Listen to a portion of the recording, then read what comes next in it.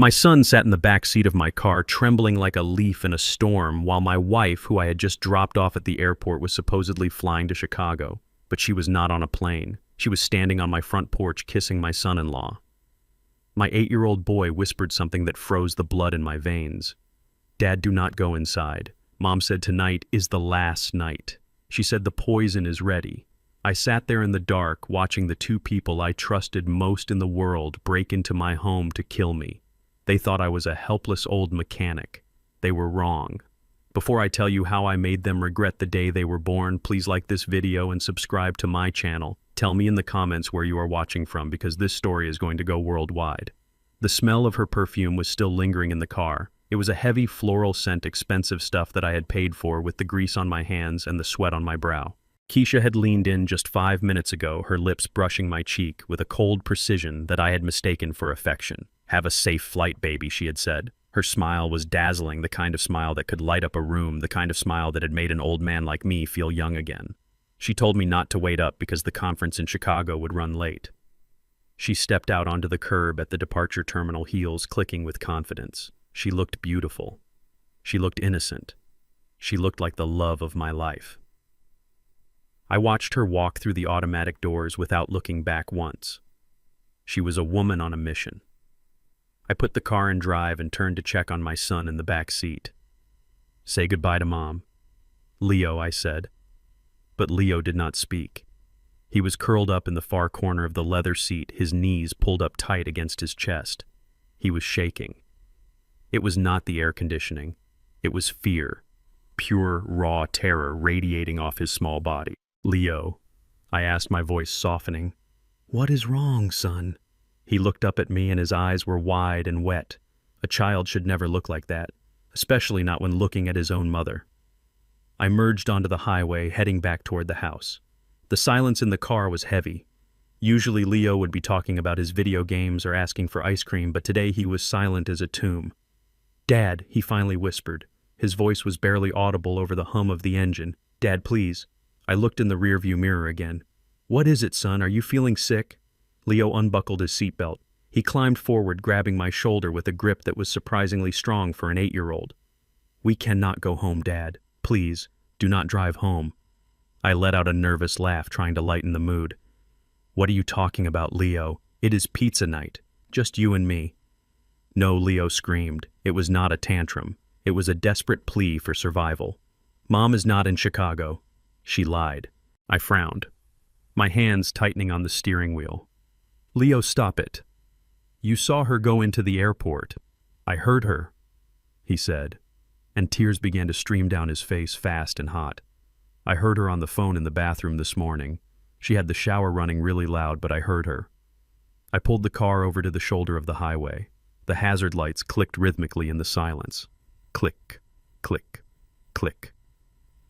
I turned around to face him. "What did you hear, Leo?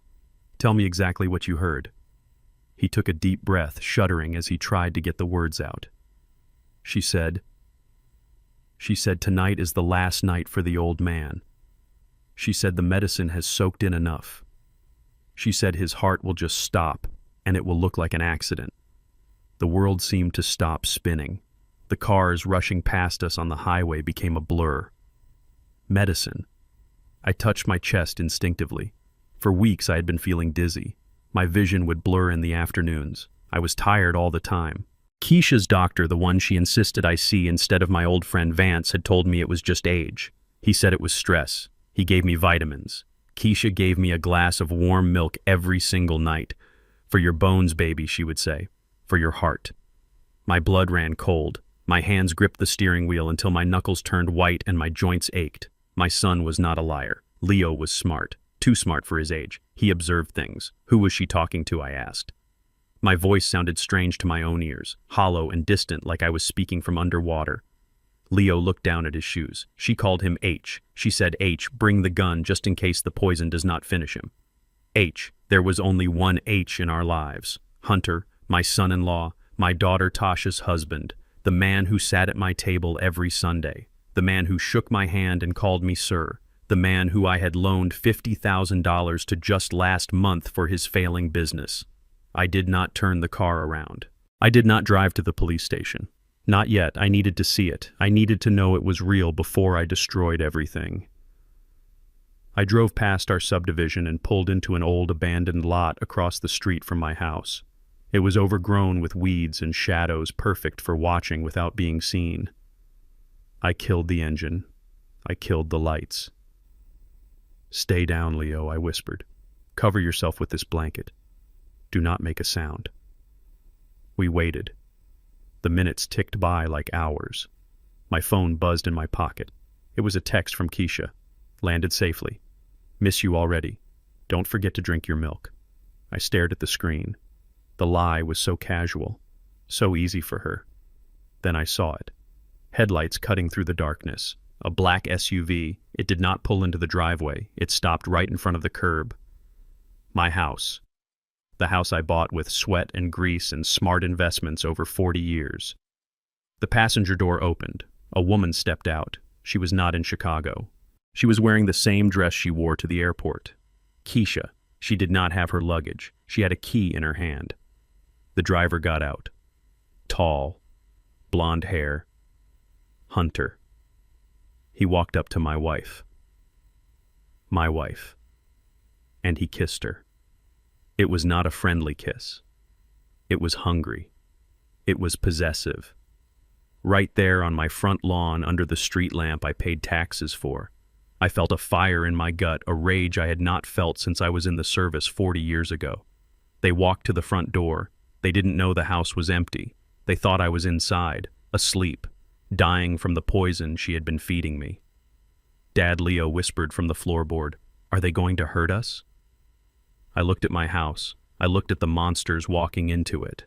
"No, son," I said. "They are not going to hurt us. They made a mistake. They thought Bernie Jefferson was just a tired old mechanic. They forgot that before I fixed cars, I fixed problems." I reached under the seat. My fingers brushed the cold steel of the tire iron. Then I stopped. No, that was too easy, too quick. They wanted my money, they wanted my life. I would give them neither. I started the car and left the lights off, rolling away into the darkness. If they wanted a war, I would give them a war. I sat in the darkness of that abandoned lot with the engine ticking as it cooled down. My hands were still shaking on the steering wheel. The night was heavy and silent around us. Across the street, my house stood like a beacon. It was the home I had built with 40 years of sweat and grease and long hours at the shop. It was supposed to be my sanctuary. Now it looked like a stage set for a tragedy. The streetlights cast long orange shadows on the pavement. I watched the black SUV parked right at my curb. It was aggressive. It was an invasion. The passenger door opened first. Keisha stepped out. She looked around the neighborhood. She was not checking for safety. She was checking for witnesses. She moved with a confidence that made my stomach turn. She was wearing that red dress I bought her for our anniversary, the one she said she was saving for a special occasion. Apparently, plotting my murder was special enough. Then the driver's door opened. A tall figure emerged. Even in the dim light, I knew that walk. I knew that arrogant stride. Hunter, my son-in-law, the man who called me Pops every Sunday dinner, the man who shook my hand and looked me in the eye while secretly plotting to end me. He walked around the hood of the car. He didn't look like a man visiting his in-laws to check on the house. He looked like a man claiming his prize. He walked right up to my wife, my Keisha. He grabbed her by the waist with a familiarity that made bile rise in my throat. He pulled her close. They kissed. It was not a quick peck. It was a deep, passionate kiss right there on my front lawn under the oak tree I planted when Tasha was born. It felt like he was spitting in my face. It felt like he was burning down everything I ever stood for. My blood boiled. A red haze clouded my vision. I wanted to scream. I wanted to turn the key and slam the accelerator. I wanted to drive this truck right through them and end it all. My foot hovered over the gas pedal. The rage was a physical thing. It was a fire in my chest. But then I heard a sound from the back seat, a small whimper. Leo, my little boy, was huddled on the floorboard. He was peeking over the windowsill. His eyes were wide and reflecting the streetlights. He saw it too. He saw his mother kissing her daughter's husband. He saw the betrayal. I froze. I could not act on impulse.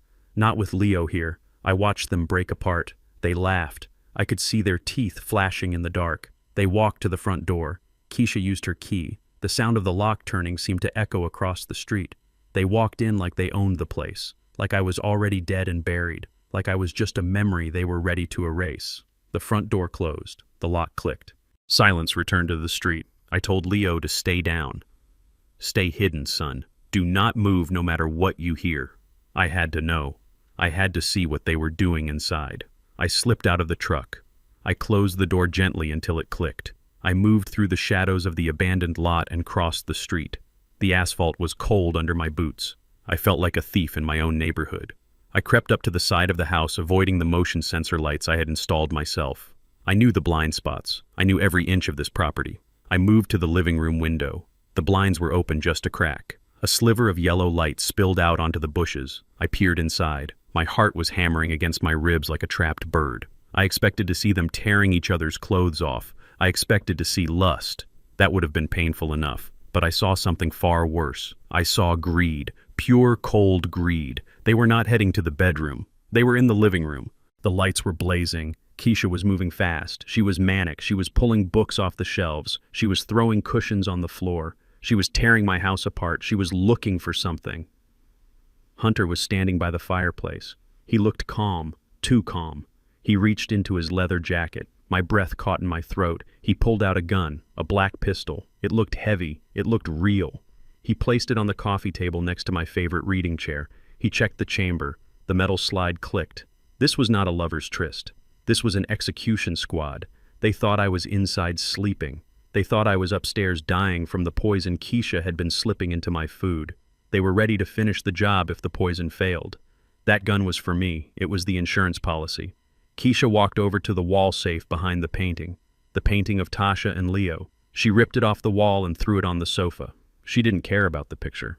She didn't care about her children. She started punching in numbers. She knew the code. Of course she knew the code. I trusted her with my life. I trusted her with everything.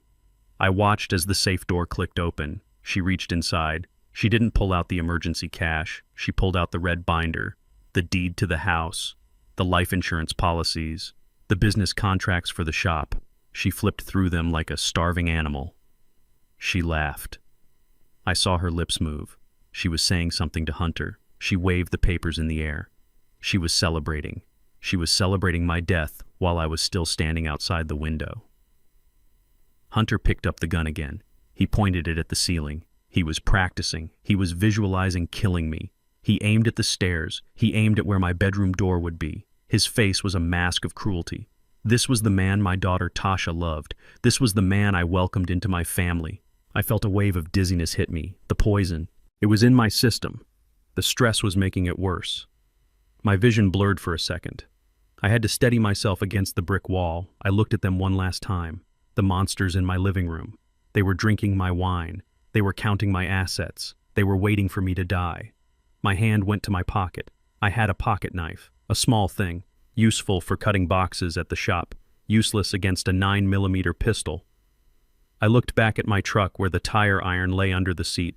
I calculated the distance. I could run back. I could get the iron. I could smash the window. I could rush inside. I could try to take him down before he fired. I was a soldier once. Vietnam.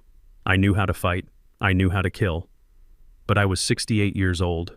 My body was filled with arsenic. My hands were not steady. My reflexes were gone. And he had a gun. He was young. He was strong. If I missed, if I stumbled, I would be dead. And Leo. My God, Leo. If I died right there on the living room rug, Leo would be alone. He would be sitting in that truck waiting for a father who would never come back. He would be left with these monsters. They would find him. And I knew with a terrifying certainty that they would not let a witness survive. The thought crashed into me like a wave of ice water. I could not die tonight. I had to live. Not for me. For him. I had to swallow my rage. I had to swallow my pride. I took a step back, then another. I retreated into the darkness. It was the hardest thing I ever did, walking away while they ransacked my home. Walking away while another man held a gun in my living room. I crossed the street. I got back into the truck. Leo was sitting up. His face was wet with tears. He was shaking so hard his teeth chattered. He looked at me. He didn't ask what I saw. He knew.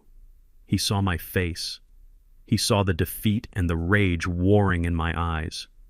He saw that his father was afraid. I started the engine. I kept the lights off. I released the parking brake and let the truck roll down the street slowly, like a ghost, like a shadow. I didn't turn the headlights on until we were 2 blocks away. I looked in the rearview mirror one last time. My house was glowing with warm light in the distance. It looked inviting. It looked like home. But it was a trap. It was a coffin waiting to be nailed shut. I turned onto the main road. I drove away from the life I built. I drove away from the woman I loved for 10 years. I drove away from the daughter who married a monster. The city lights blurred past us. I felt a single tear roll down my cheek. It was hot and angry. Leo sniffled in the back seat. "Dad, where are we going?" His voice broke my heart. It was so small, so fragile. I gripped the wheel until my knuckles turned white. I did not know where we were going. I had no plan. I had no clothes. I had a son and a truck and a body full of poison. But I had one thing they didn't know about. I had the truth. I looked at Leo in the mirror. I forced my voice to be steady. "We are going to a safe place, son. We are going to get help, and then we are going to make them pay." I reached back and squeezed his knee. "We are going to war, son, but first we need to survive the night." I pressed the gas pedal and drove into the darkness, leaving my old life behind forever. I pulled the truck up to the valet stand of the Obsidian Hotel. It was a fortress of glass and steel rising high above the city skyline, a place for diplomats and ghosts, people who wanted to disappear in luxury. The valet, a young man in a crisp white uniform, looked at my battered Ford pickup with a sneer. He looked at my grease-stained shirt and my work boots and started to wave me away. He thought I was a delivery driver or a lost old man. I did not say a word. I simply reached into my wallet and pulled out a card. It was not a credit card.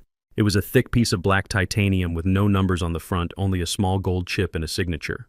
It was an invite-only membership card given to the city's top 1%. I had not used it in 15 years. I held it out the window. The valet's eyes went wide. His sneer vanished, instantly replaced by a look of terrified respect. He bowed slightly and opened my door.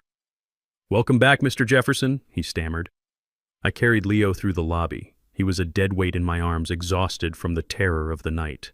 The marble floors reflected the crystal chandeliers overhead. The air smelled of white tea and money. It was a smell I had tried to forget. For 40 years I had played the part of Bernie the mechanic. I lived in a modest house. I drove a modest truck. I fixed carburetors and changed oil. I wanted a simple life. I wanted to be loved for me, not for my empire. But walking through that lobby, I felt the old Bernie waking up. The man who built Jefferson Logistics from a single van into a national fleet. The man who negotiated with unions and crushed competitors. That man was not nice. That man was dangerous. And right now, I needed him. We reached the penthouse suite. I laid Leo on the king-sized bed. He looked so small in the middle of the high thread count sheets. I brushed the hair off his forehead. He was safe here. This hotel had security that rivaled the White House. No one got up this elevator without a key card that cost more than my house. I went into the bathroom and splashed cold water on my face. I looked in the mirror. The face staring back was gray. My eyes were bloodshot. My hands were trembling. I looked like a dying man. And I knew I was. I reached into the lining of my old leather jacket. I ripped the stitching with my pocket knife and pulled out a satellite phone. It was heavy and outdated, but it was secure. I dialed a number I had not called in a decade. It rang once. A gruff voice answered. "Status." I did not waste time with pleasantries. "I need a medical team at the Obsidian. Penthouse Suite, A. Protocol 7, and Vance. I need you personally." There was a pause on the other end. The voice lost its robotic tone. "Bernie. Is that you?" It was Dr. Vance, my oldest friend. We served in the same unit overseas. He went to med school. I went into business. We both buried secrets. "I am sick, Vance," I said, my voice raspy. "I think I am being poisoned. Get here now. Bring the toxicology kit. And bring the chelation meds." I hung up.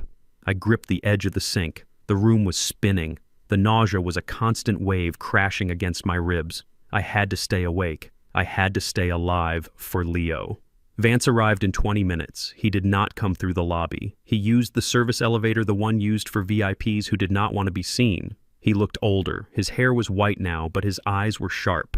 He carried a large black medical case. He took one look at me and his jaw tightened. He did not ask how I was. He could see it. He set up a mobile lab on the dining table. He moved with the efficiency of a combat medic. He hooked me up to a heart monitor. The beeping was erratic. My heart was struggling. He drew blood, vial after vial of dark red fluid. He took a sample of my hair. He worked in silence. He put the blood into a portable analyzer. The machine whirred and clicked in the quiet room. I sat in a chair watching Leo sleep. I prayed he would not wake up and see his father hooked up to wires and tubes. The machine beeped loud and sharp. A small printout slid from the side. Vance ripped it off. He read it once, then he read it again. He looked at me and his face was pale with rage. "Arsenic," he said. His voice was low, but it carried the weight of a judge passing a sentence. "High levels, Bernie. Chronic exposure. You have been ingesting this for months. A low dose. Just enough to make you weak. Just enough to mimic heart failure. A few more days, maybe a week, and your heart would have simply stopped." I closed my eyes. The truth hit me harder than the pavement would have. Arsenic. Tasteless. Odorless. Invisible. How? How did she do it?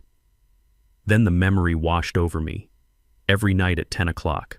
Like clockwork, Keisha would walk into the living room. She would be wearing her silk robe, the blue one that made her skin glow. She would have a warm glass of milk in her hands. She would sprinkle nutmeg on top. She said it was for my bones. She said it was for my heart. She would sit on the arm of my chair and run her fingers through my gray hair. "Drink it all up, baby," she would say. Her voice was so sweet, so caring.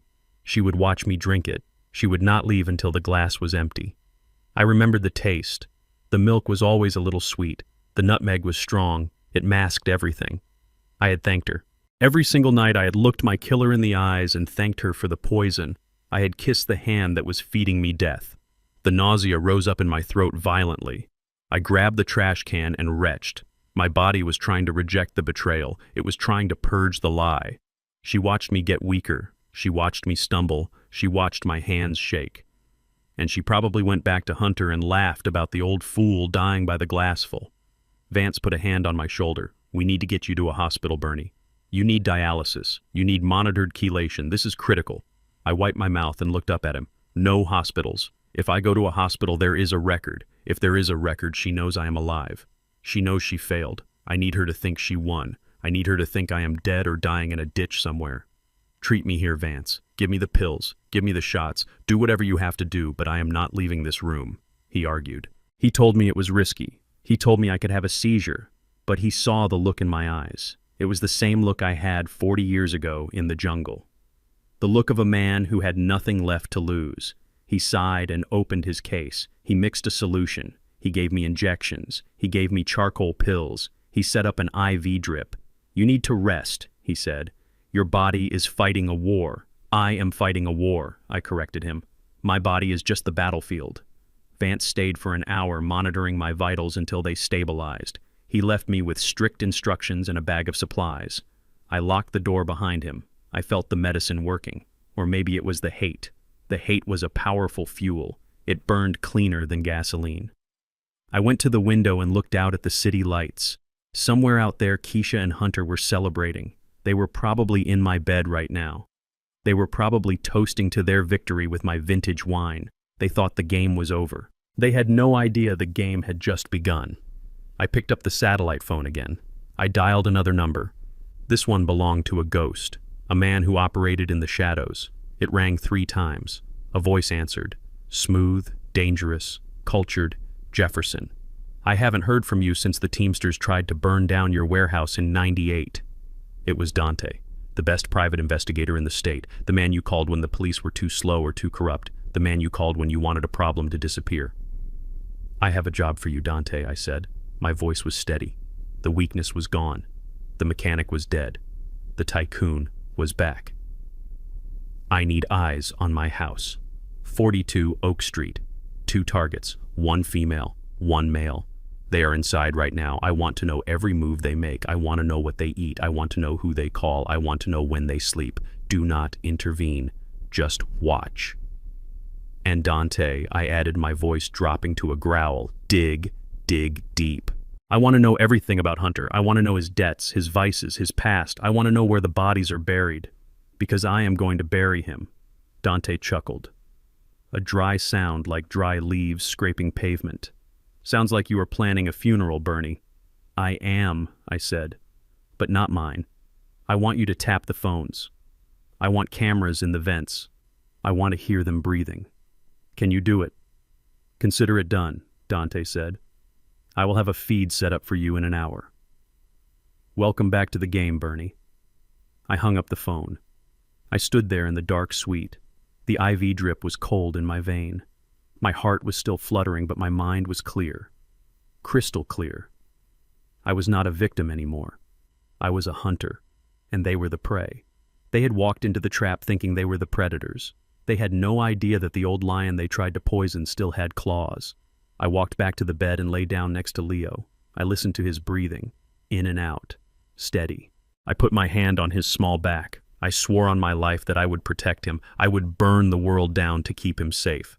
And tomorrow I would light the match. The sun was barely up over the city skyline, but my phone was already screaming on the bedside table. I looked at the caller ID through eyes that felt like they were filled with sand. It was Tasha, my daughter, my firstborn, the girl I raised alone for 10 years before Keisha came into the picture. I hesitated before answering. I looked at the live feed on Dante's tablet, which was propped up against the fruit bowl. On the screen I could see the interior of my own living room. It was empty now, but I knew where the occupants were. Hunter and Keisha were upstairs in my bed, sleeping off a night of looting my safe and celebrating my impending death. I swiped the green button and put the phone to my ear. Dad Tasha's voice was high and tight. It was the voice she used when she was a teenager and had crashed the car. Panic and desperation wrapped in a thin layer of hope. I am so glad you answered. I tried calling Keisha, but she is not picking up. Of course she wasn't picking up. She was busy betraying us both. I kept my voice raspy and weak, playing the part of the dying old man they wanted me to be. I am here, sweetheart, I said. What is wrong? She took a ragged breath. It is Hunter, Dad. He is in terrible trouble. He called me from Dallas just now. His business deal fell through. The investors pulled out at the last second. He needs $50,000 by noon or he is going to lose everything. He says the suppliers are threatening to sue him. He sounded so scared, Dad. I have never heard him like this. I closed my eyes and gripped the edge of the nightstand until the wood creaked. Dallas. Hunter was not in Dallas. Hunter was 5 miles away in my house, probably drooling on my pillow. The audacity of the lie was breathtaking. He was not just a murderer, he was lazy. He could not even be bothered to leave town to make his alibi credible. He was calling his wife from his mistress's bed, begging for money that he would likely spend on jewelry for that same mistress, and my daughter believed him. She swallowed the lie hook, line, and sinker. I need you to help us, Dad, she pleaded. I know it is a lot. I know we already owe you. But Hunter swore this is the last time. He said once this deal goes through, we will be set for life. He promised me, Dad, please, I cannot let him lose his company. It is his dream. I listened to her begging for the man who was currently plotting to kill me. I felt a surge of anger, but it was not directed at her. It was directed at myself. I had failed her. I had raised her to be kind and trusting. I had raised her to stand by her husband no matter what. I had made her the perfect victim for a predator like Hunter. He had isolated her. He had gaslighted her. He had turned my strong, independent girl into a nervous wreck who functioned only to service his greed. I forced the anger down.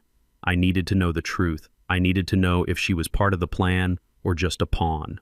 I cleared my throat. Tasha, listen to me. I cannot transfer that kind of money over the phone. You know the bank protocols.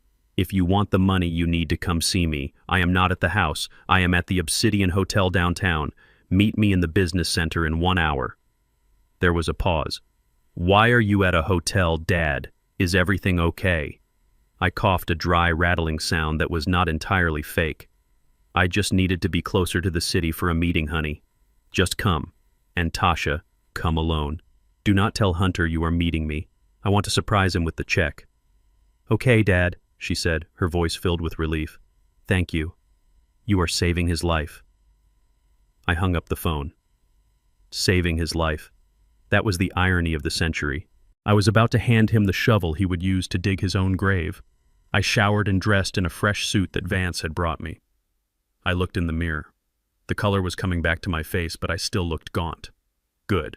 That would help with the test. I went down to the business center, a quiet room lined with mahogany and leather. I sat at the head of the long conference table and waited. 10 minutes later, Tasha walked in. She looked terrible. She was thin, too thin. Her eyes were shadowed with dark circles and her hands were twitching at her sides. She wore a simple dress that looked old.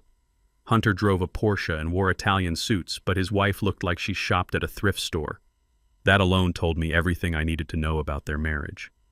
She rushed over and hugged me. She smelled like anxiety and cheap soap. "Dad, you look tired," she said, pulling back to look at me. "Are you okay?" I gestured for her to sit. I sat heavily opposite her, letting my shoulders slump.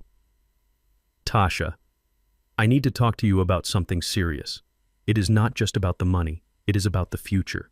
She froze her hands, gripping her purse. "What is it, Dad? You are scaring me." I leaned forward and lowered my voice. "I went to the doctor yesterday, Tasha. The news was not good. My heart is failing. They do not think I have much time left, maybe a few weeks, maybe days." Her face went white. "No," she whispered. "No, that is impossible. You are strong. You are always strong." I shook my head slowly. "We all run out of gas eventually, sweetheart. But that is not why I called you here.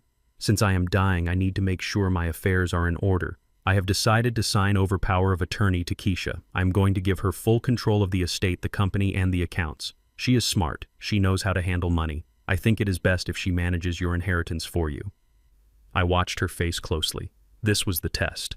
If she was conspiring with them, she would be relieved. She would encourage it. She would want the path of least resistance to the money. But that is not what happened.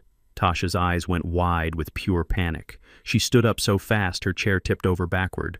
"No, Dad," she cried. "You cannot do that. You cannot give everything to Keisha." "Why not?" I asked, keeping my voice calm. "She is my wife. She loves us." Tasha began to pace the small room, wringing her hands. "She does not love us, Dad. She tolerates us. And Hunter says she is dangerous. He says she is greedy.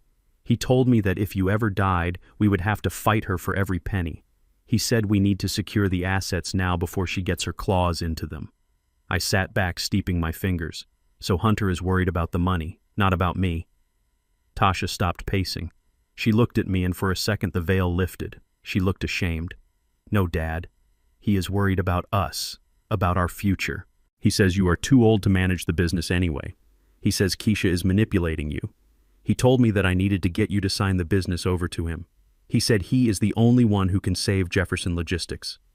She covered her mouth as if she had said too much, but the dam had broken. Tears spilled down her cheeks. "I am sorry, Dad. I did not mean to say that. He just puts so much pressure on me. He yells at me if I do not bring home enough money. He says I am useless. He says I am a disappointment to you. He says if I do not get this $50,000, he is going to leave me." She collapsed into the chair, sobbing into her hands. The sound was raw and painful. It was the sound of a woman who had been broken down piece by piece for years. I looked at my daughter and I saw the truth. She was not a villain. She was a hostage. Hunter had turned her against Keisha not because he hated Keisha, but to create division, to keep Tasha focused on the wrong enemy. Meanwhile, he was sleeping with the very woman he told his wife to fear. It was a masterclass in manipulation. I stood up and walked over to her. I put my hand on her shoulder. She flinched. That flinch told me more than 1,000 words ever could. He was hurting her. Maybe not always with his fists, but he was hurting her. My rage flared again, hot and white, but I pushed it down. I needed a clear head. "Tasha, look at me," I said firmly. She looked up, her face streaked with mascara. "I am not going to give the money to Keisha," I said, "and I am not going to die, not anytime soon." "I lied to you, Tasha. I needed to see something, and I saw it." She looked confused. "You lied."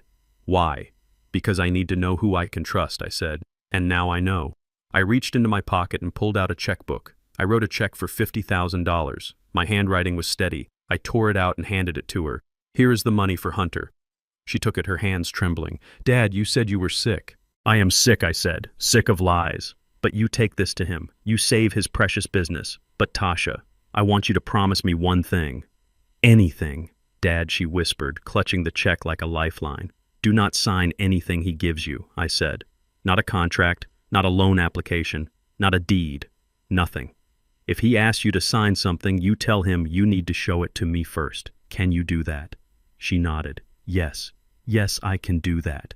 And Tasha, I added, my voice hardening, if he ever touches you again, if he ever raises his voice at you, you come to me. Do you understand? You come straight to me. She nodded again, wiping her eyes. I have to go, Dad. He is waiting for the wire transfer. I have to get to the bank. Go on, I said. I watched her leave the room. She walked fast, head down, shoulders hunched.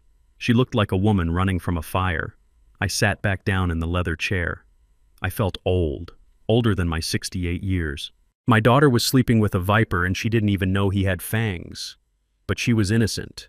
She was foolish and weak, but she was innocent. She had passed the test. Now I had to save her, and the only way to save her was to destroy the man she loved. I picked up the tablet again. On the screen I saw Hunter in my kitchen. He was eating a sandwich. He was wearing my bathrobe. He looked relaxed. He looked like a king in his castle. He had no idea that the check his wife was bringing him was not a lifeline. It was bait. I was going to let him think he had won. I was going to let him get comfortable. I was going to let him think he had successfully drained the old man dry, and then, when he least expected it, I was going to reveal the monster under his skin. I was going to make Tasha see him for what he really was. Not a businessman, not a husband, but a thief and a cheater who was sleeping with her stepmother. It would break her heart. I knew that. It would crush her. But a broken heart can heal. A life destroyed by a man like Hunter never recovers. I dialed Dante's number. The check is on the way, I said. Track it. I want to know exactly where that money goes. I want to know which account he deposits it in. I want to know who he pays. Dante laughed. You think he is paying debts, Bernie. I know he is not paying debts, I said. He is paying for a getaway. He is paying for paradise. Let him book the tickets, Dante. Let him pack his bags. Let him think he is flying away. Because when he gets to the gate, I want to be the one to cancel his flight. I hung up and looked at the screen one last time. Hunter was laughing at something on his phone. Enjoy it, son, I whispered to the empty room. Enjoy my house. Enjoy my robe. Enjoy my money. Because it is the last time you will ever taste the good life. The clock is ticking, and your time is almost up. I sat in the high-back leather chair of the hotel suite watching the data stream on the tablet Dante had set up. The screen showed a GPS map of the city. 2 red dots were moving slowly down Michigan Avenue. The magnificent mile. The playground for the rich and the careless. Hunter and Keisha were not hiding. They were not mourning the husband and father-in-law who had vanished into the night. They were celebrating. I saw the credit card alerts start to pop up on my phone like popcorn in a hot pan. A $500 lunch at a steakhouse. A $2,000 charge at a designer luggage store. They were buying new bags to pack for the trip they were planning with my money. I switched the feed to the security cameras Dante had hacked. The image was grainy, but clear enough. I saw them walking into a high-end jewelry store, the kind of place where they offer you champagne before you even look at a price tag. Hunter was strutting. He walked with his chest puffed out like a rooster in a hen house. He was wearing one of my vintage watches. I recognized the gold band glinting under the store lights. He had taken it from my dresser while I was gone. He was wearing a dead man's time on his wrist. Keisha was clinging to his arm. She was wearing sunglasses indoors, trying to look like a celebrity. She pointed at a display case. The clerk, a young woman with white gloves, unlocked the glass. She pulled out a ring, a diamond solitaire. It was huge, vulgar. It probably cost more than the first house I ever bought. Hunter took it and slid it onto Keisha's finger. She held her hand up to the light, admiring the sparkle. She kissed him. Right there in the middle of the store. She kissed the man who was helping her kill her husband while spending her husband's money to buy an engagement ring for her new life. The arrogance was suffocating. They truly believed they had won. They thought I was a senile old fool who had wandered off to die in the woods, leaving the kingdom unguarded. They thought the credit limit was infinite, and the consequences were non-existent. I watched Hunter pull out his wallet. He produced the black card, the supplementary American Express I had given him 2 years ago when he said he needed help with business expenses. He held it between two fingers, casually flipping it onto the glass counter. He didn't even ask the price. He just nodded at the clerk like a king dismissing a servant. I picked up my phone. I dialed the private number for the bank's fraud department. I knew the director personally. We played poker once a month. "This is Bernard Jefferson," I said. My voice was flat and cold as iron. "Code word Phoenix. Execute immediate freeze. All accounts, all cards, all assets. Flag them as stolen. Flag them as compromised. Shut it all down, now." "Confirmed, Mr. Jefferson," the voice on the other end said. "Executing Phoenix protocol." I watched the screen. The clerk picked up the black card. She inserted it into the chip reader. She smiled at Hunter, waiting for the receipt to print. Hunter was leaning against the counter, looking bored, checking his reflection in a mirror. The machine beeped, a harsh, dissonant sound. The clerk frowned. She looked at the screen. She typed something in and tried again. Beep. Declined. Hunter's head snapped up. I could see his lips moving. He was asking what the problem was. The clerk said something apologetic. Hunter laughed a sharp bark of disbelief. He gestured for her to try again.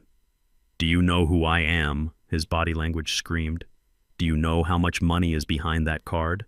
She swiped it this time. Beep. Declined. The manager stepped out from the back office. He was a tall man with a severe face. He whispered to the clerk. She handed him the card. The manager looked at Hunter and shook his head. He did not hand the card back. He produced a pair of silver scissors from his pocket. Hunter lunged forward, his hand slamming onto the glass. The security guard at the door took a step closer, his hand resting on his belt. Hunter froze. The manager held the black card up and snipped it in half.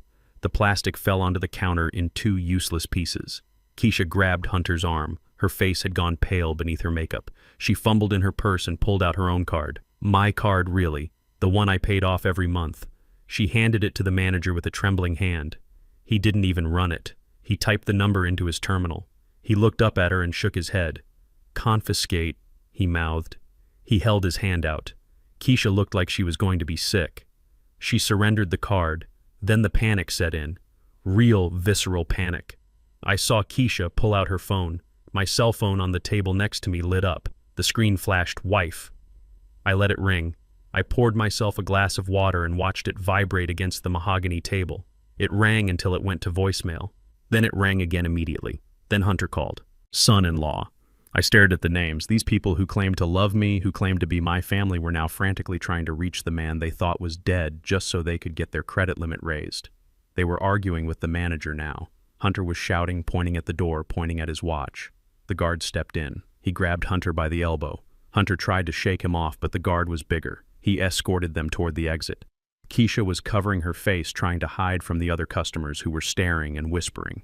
They were marched out of the store like common shoplifters. No diamond ring, no dignity, just the burning shame of rejection. 40 minutes later, they were back at my house. I switched the feed to the living room camera hidden in the smoke detector. The front door flew open so hard it banged against the wall. Hunter stormed in. He was a hurricane of impotent rage. He kicked the ottoman, sending it skidding across the floor. He grabbed a lamp from the side table and threw it against the fireplace. The bulb shattered with a pop. "He knows," Hunter screamed, his face red and distorted. "The old bastard knows everything.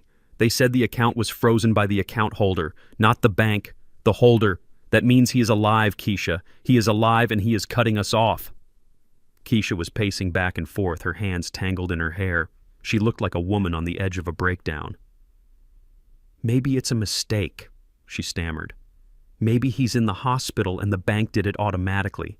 We have to find him, Hunter. We have to fix this." "Fix this," Hunter roared. He swept his arm across the mantel, knocking off the family photos. The glass frames crunched under his boots.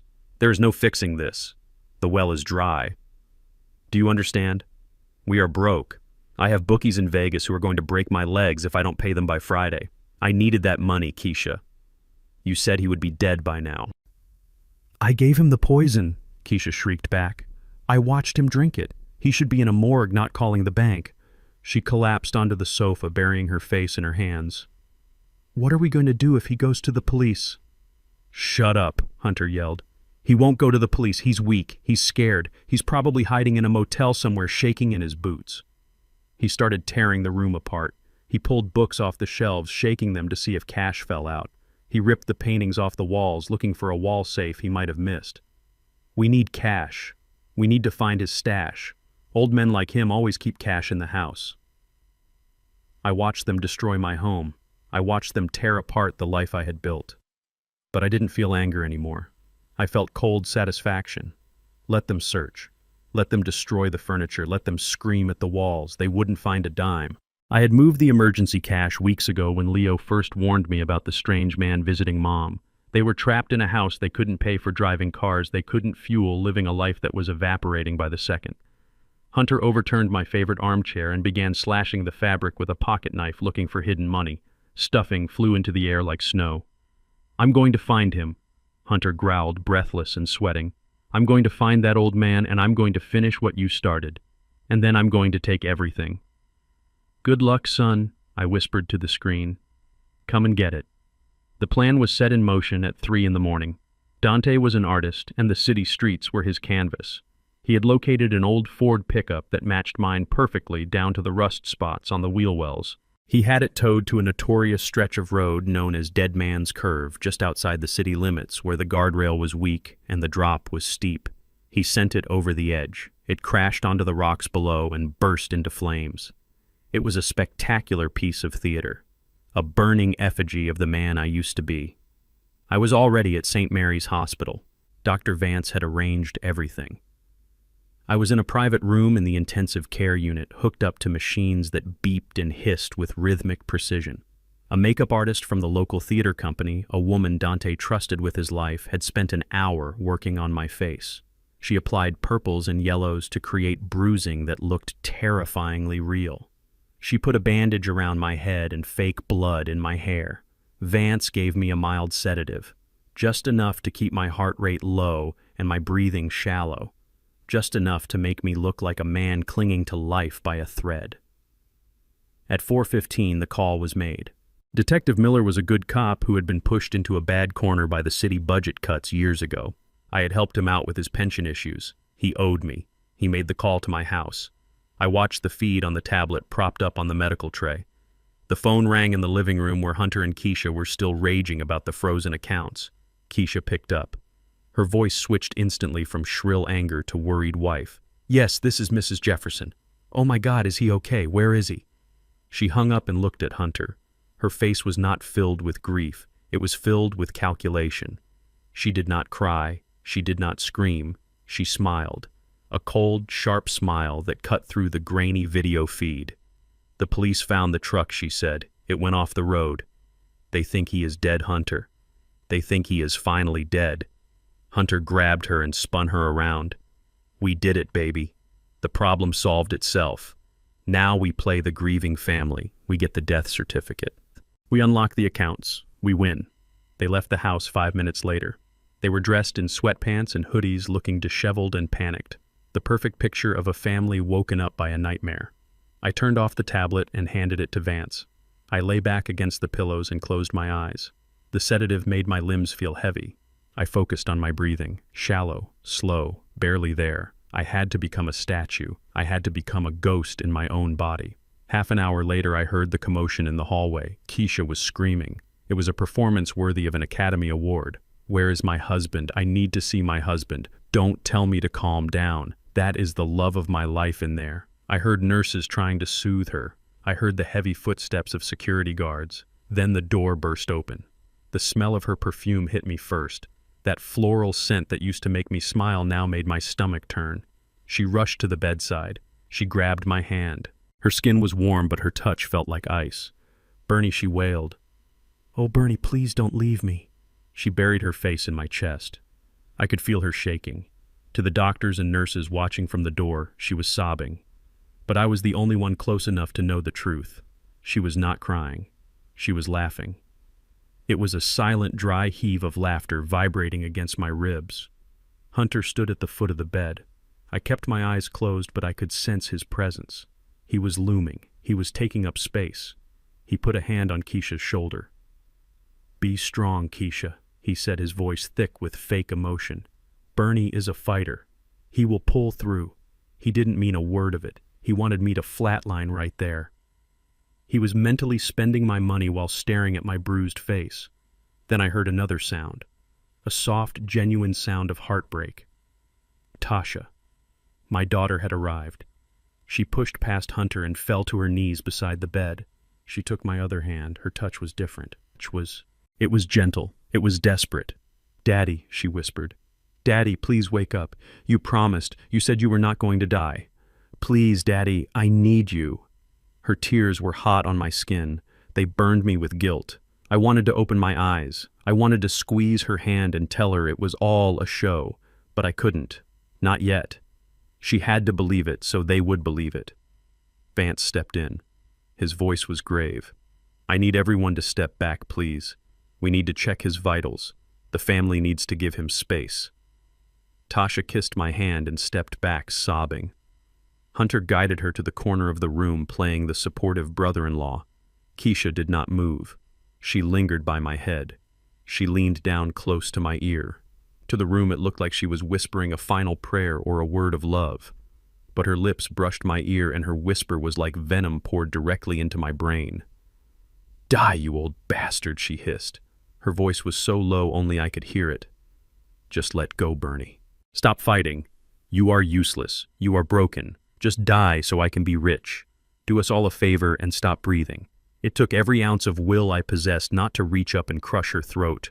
The rage was a physical pressure building behind my eyes. My heart monitor sped up. "Beep, beep, beep," Vance noticed.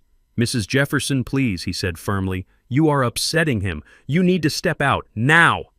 Keisha pulled back. She wiped a fake tear from her dry cheek. "I am sorry, doctor. I just wanted to tell him I love him." She looked at my face one last time. Her eyes were hard and flat like a shark's. She turned and walked out, her hips swaying slightly. Hunter followed her, guiding Tasha out of the room. The door clicked shut. I was alone with Vance. I opened my eyes. I gasped for air, feeling like I had been underwater for an hour. "Did you hear her?" I asked, my voice raspy. "Did you hear what that witch said to me?" Vance nodded. He checked the monitors. "I heard her, Bernie. And the microphones recorded every word. We have it all. But you need to stay calm. We are not done yet." We waited for an hour. We let them stew in the waiting room. We let them drink the bad hospital coffee and whisper their plans in the corner. Dante's team was listening to them out there too. They were talking about the funeral. They were talking about selling the house. They were already picking out caskets. Finally, Vance went out to get them. He brought them back into the room. I closed my eyes again. I let my jaw go slack. I let my hands rest limply on the sheets. Vance stood at the foot of the bed holding a clipboard. He looked at them over his glasses. "I have the results of the scans," Vance said. His tone was professional and devoid of hope. "Your husband has suffered a massive trauma to the brainstem. Coupled with the toxins we found in his system, which we believe came from environmental exposure, the damage is catastrophic." Keisha gasped. Is he going to die?" There was hope in her voice, so thin she barely hid it. "No," Vance said. "He is not going to die. His heart is strong. His lungs are functioning, but the connection between his brain and his body has been severed. We call it locked-in syndrome. He is paralyzed from the neck down. He cannot speak. He cannot move. He may be able to hear you, he may be able to see you, but he will never be able to respond. He will require 24-hour care for the rest of his life."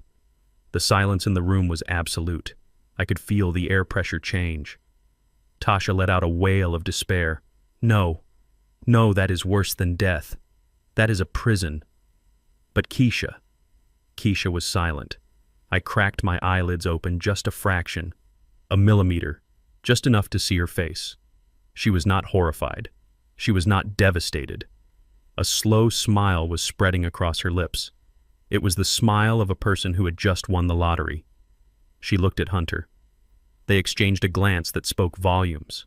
They were thinking the exact same thing. If I was dead, there would be an autopsy.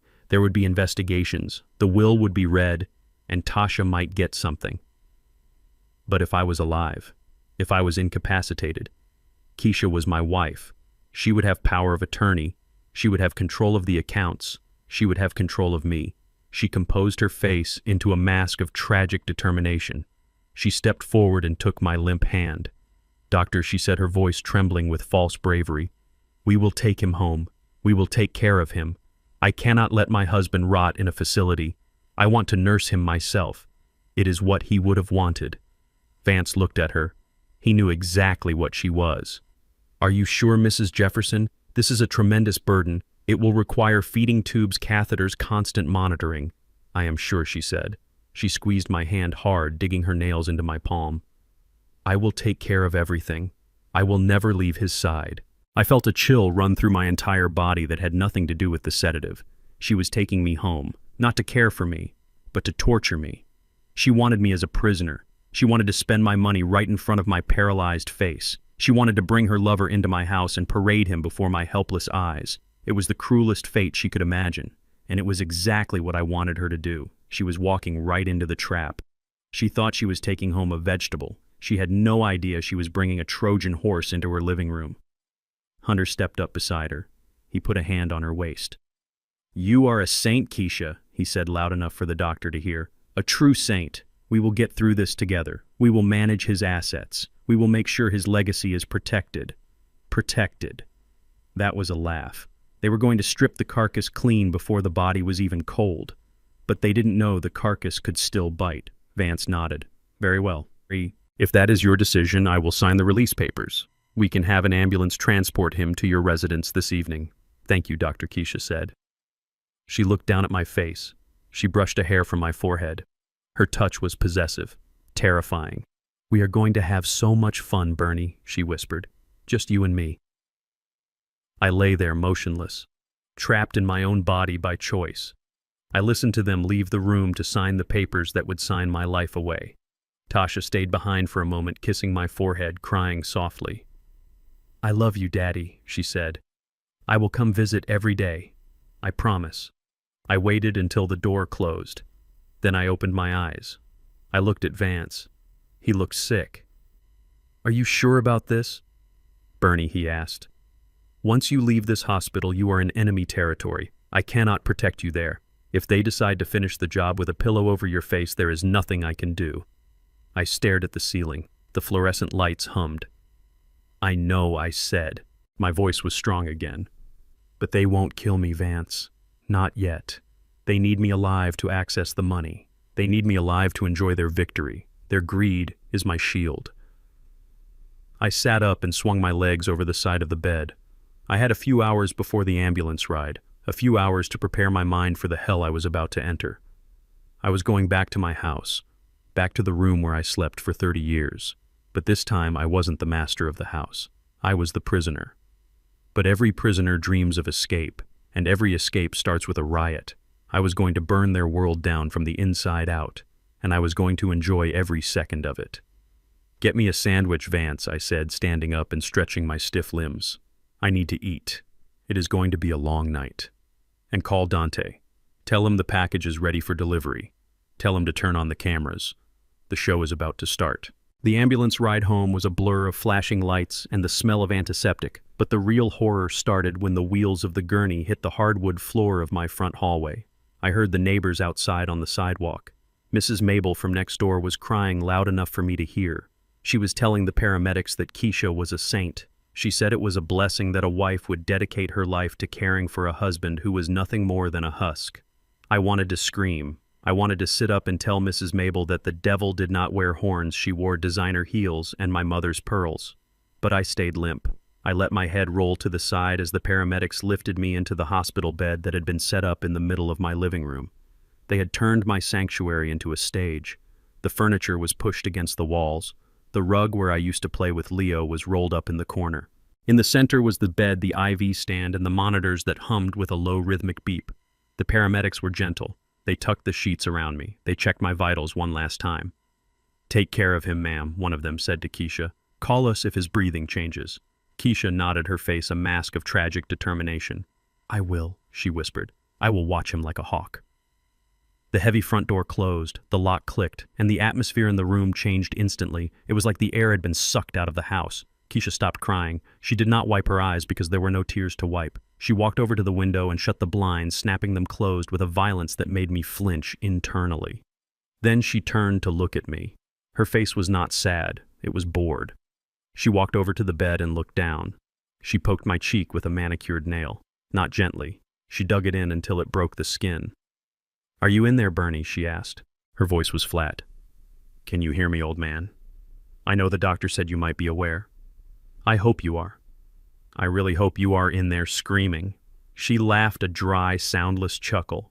"Welcome to your new life, baby. Or should I say your death sentence."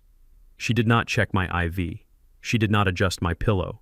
She turned around and walked into the kitchen. I heard the pop of a cork. She was opening champagne. Hunter came down the stairs a moment later. He was wearing my silk robe again. He walked into the room like he owned it. He looked at me with a sneer of pure disgust. "Is the vegetable comfortable?" he called out to Keisha. "He is fine," she yelled back. "He is quiet, just the way I like him." Hunter walked over to the bed. He had a glass of my best scotch in his hand. He took a sip and swirled the amber liquid. "This is good stuff, Pops," he said. "Shame you cannot taste it." He tilted the glass and poured a thin stream of alcohol onto my face. It stung my eyes. It ran into my nose, making me want to cough, to gag, to do anything to clear my airway. But I held my breath. I forced my throat to stay open. I let the burning liquid pool on the pillow next to my ear. "Oops," Hunter said. "My bad." He leaned in close, his breath smelling of expensive liquor and cheap malice. "You know I always hated you," he whispered. "You walked around like you were some kind of king. Mr. Self-Made Man, Mr. High and Mighty. You looked at me like I was dirt. Well, look at you now. You are not a king anymore, Bernie. You are just a piece of rotting meat in a diaper." He spat on me. A thick glob of saliva landed on my forehead. It trickled down toward my eye. My hands twitched under the sheet. Every muscle in my body screamed to lunge, to grab him by the throat and squeeze until his eyes popped. The rage was a physical thing, a ball of fire in my gut that threatened to consume me. But I remembered the plan. I remembered the cameras hidden in the smoke detectors. I remembered Dante watching. I remembered the long game. I lay there and let the spit run down my face. I accepted the humiliation because it was the fuel I needed to burn them later. The days that followed were a blur of agony. They stopped feeding me real food. Keisha said it was too much work to blend things. She hooked up a bag of cheap nutrient solution to my feeding tube. Just enough to keep my heart beating. Just enough to keep me alive to sign papers when they figured out how to forge my signature perfectly. I was always thirsty. My mouth was a desert. My tongue felt like a piece of dry leather. I would hear them running water in the kitchen. I would hear the ice maker clinking, and I would pray for just one drop. They stopped changing me. The indignity of it was worse than the pain. Lying in my own filth for hours while they sat 10 feet away watching television on my 60-inch screen. They watched comedies. They laughed at sitcoms while the smell of my own waste filled the air around the bed. "God, that smells awful," Keisha would say, wrinkling her nose. "Spray some air freshener, Hunter." He would spray a cloud of chemical lavender over me, choking me with the artificial scent that mixed with the stench of neglect. But the worst torture was not the physical neglect. It was the psychological warfare. They wanted to erase me while I was still in the room. They wanted to prove that I was nothing. One evening about 3 days in, Hunter brought Keisha into the living room. He led her to the sofa directly in my line of sight. He looked at me and winked. Then he started to undress her. I tried to close my eyes, but my eyelids felt heavy and stiff. I tried to look away, but I could not move my head. I was forced to watch. I watched the man who married my daughter put his hands on my wife. I watched them be intimate in the house I bought with my blood and sweat. They were loud, performative. They wanted me to hear every sound. They wanted me to know that I had been replaced, that I was less than a ghost. I was furniture. "Look at him," Hunter panted mid-act, pointing at me. "Look at the old cuckold. He likes it. I bet he likes watching his wife with a real man." Keisha laughed a high, cruel sound. "He never could satisfy me anyway," she said. "He was always too tired, too old. You are the only man I ever wanted, Hunter." I retreated into my mind. I built a wall, brick by brick. I went back to the days in the garage, fixing engines with grease under my fingernails. I went back to the day Tasha was born, holding her tiny hand. I went back to the sound of Leo laughing when I taught him to ride a bike. I blocked them out. I had to. If I stayed in that room with them, I would have died of a broken heart. I waited until they were done, until they went upstairs to sleep, leaving me in the dark with the smell of their betrayal hanging in the air. That is when the house became quiet. That is when the real magic happened. Around 2 in the morning, I heard a soft creak on the stairs. It was a sound I knew well. It was the sound of a little boy trying not to wake his parents. Leo. He came into the living room like a shadow. He was wearing his superhero pajamas, the ones I bought him for his birthday. He looked terrified. He looked at the shape of me in the bed and hesitated. He thought I was a vegetable too. He thought his father was gone. He crept closer, his small bare feet silent on the floor. He stood by the bed and looked at my bruised face. "Dad," he whispered. It was the saddest sound I had ever heard. "Dad, are you in there?" I waited. I had to be sure no one was watching from the stairs. I listened for the creak of floorboards above. Nothing. Just the hum of the refrigerator and the distant sound of traffic. I opened my eyes. I turned my head slowly on the pillow. I looked at my son. Leo gasped. He put his hands over his mouth to stifle a scream. He took a step back. I winked. A slow, deliberate wink. His eyes went wide. "Dad," he breathed. "You are awake." I lifted my finger to my lips. "Shh," I whispered. My voice was a wreck unused for days, scratchy as sandpaper. "Do not let them hear." Leo nodded furiously, tears spilling onto his cheeks. He rushed forward and grabbed my hand. His grip was strong. It was life. It was energy. "Dad, they said you were brain dead. They said you would never wake up." "They lied, son," I whispered. "Just like they lied about Chicago. I am here.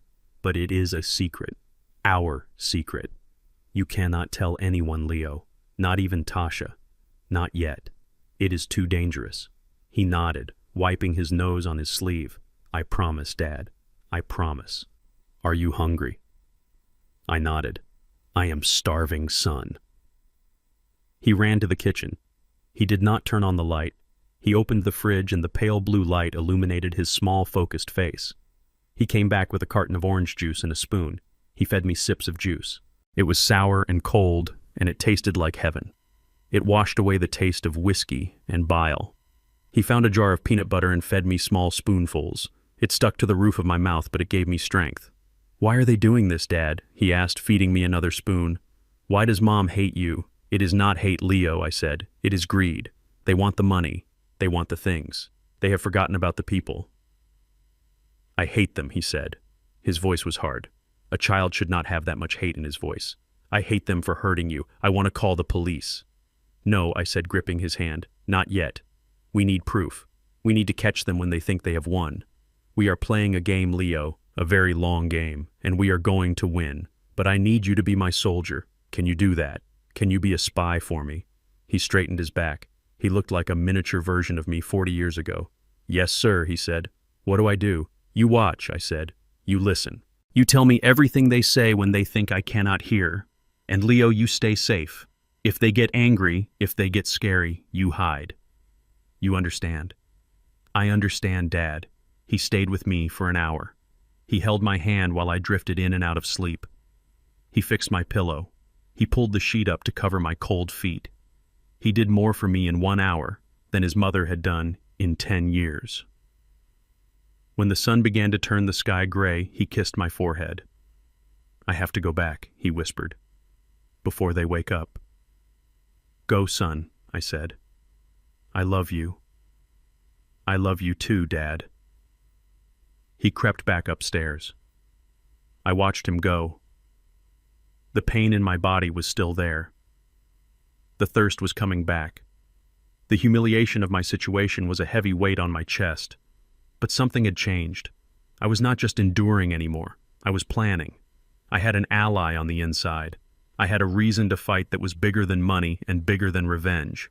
I looked up at the smoke detector where the camera lens glinted faintly. I knew Dante was watching. I knew the evidence was piling up. Every insult, every slap, every stolen dollar. It was all being recorded. I closed my eyes and let the rage settle into a cold, hard knot in my stomach. Let them starve me. Let them spit on me. Let them parade their sins in front of my face. Every second of suffering was just adding interest to the debt they owed me. And when the time came to collect, I was going to take everything. I was going to leave them with nothing but the ashes of the life they tried to steal. I drifted off to sleep, dreaming of the look on Hunter's face when the dead man finally stood up. The hunger in my belly was a sharp, constant ache, but it was nothing compared to the nausea that rolled through me as I listened to the conversation coming through the tiny earbud hidden deep in my ear canal. Leo had done exactly what I asked. He had slid his iPad under the kitchen island before he went to school. He had left it recording and transmitting. Now, as I lay in my own filth in the living room pretending to be a vegetable, I was virtually sitting at the table with the two monsters who were eating my food and plotting the destruction of my bloodline. They were stressed. I could hear it in the clinking of silverware and the heavy sighs. The freeze on the accounts had terrified them. They were bleeding cash. They had pawned my watches. They had sold Keisha's designer bags. But the hole was too deep and they were still digging. They needed to cut expenses. And in their twisted, drug-addled minds, there was one expense that was entirely unnecessary. My son. We cannot keep him, Keisha Hunter said. His voice was muffled by a mouthful of eggs. Eggs that I paid for. He is dead weight. Do you know how much kids cost? Food, clothes, school supplies. We are bleeding dry here. We need every cent for the lawyers to get the old man's accounts unlocked. The kid is just a drain. I waited for Keisha to defend her child.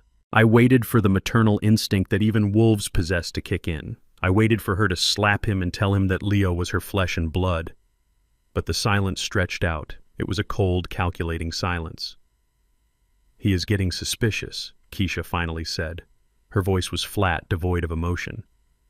I catch him looking at me. He has those same judging eyes as his father.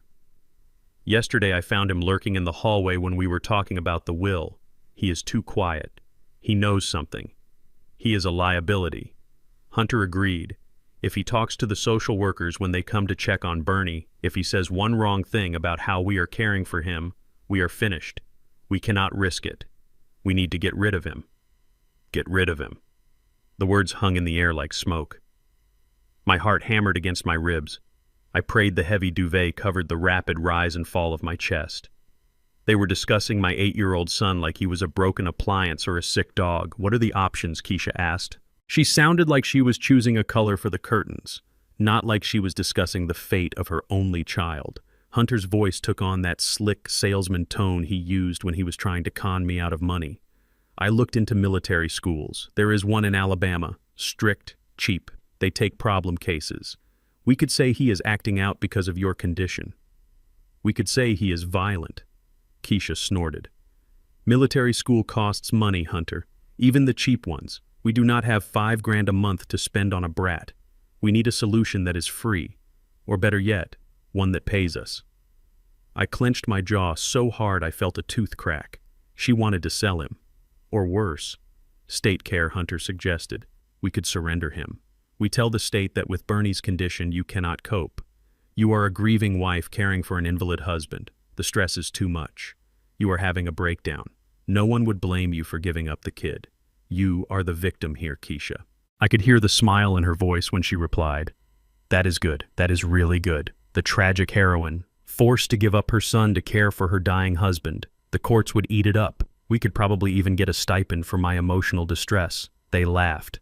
They sat in my kitchen drinking my coffee and laughed about throwing my son into the foster system. They laughed about erasing him from their lives so they could have more room to spend the money I earned. But what if he talks? Hunter asked. What if he tells them what he sees here? Who is going to believe him? Keisha snapped. He is 8. We tell them he is a pathological liar. We tell them he is traumatized and makes up stories for attention. I am his mother. My word is law. Besides, if we send him to a state home in another district, we will never see him again.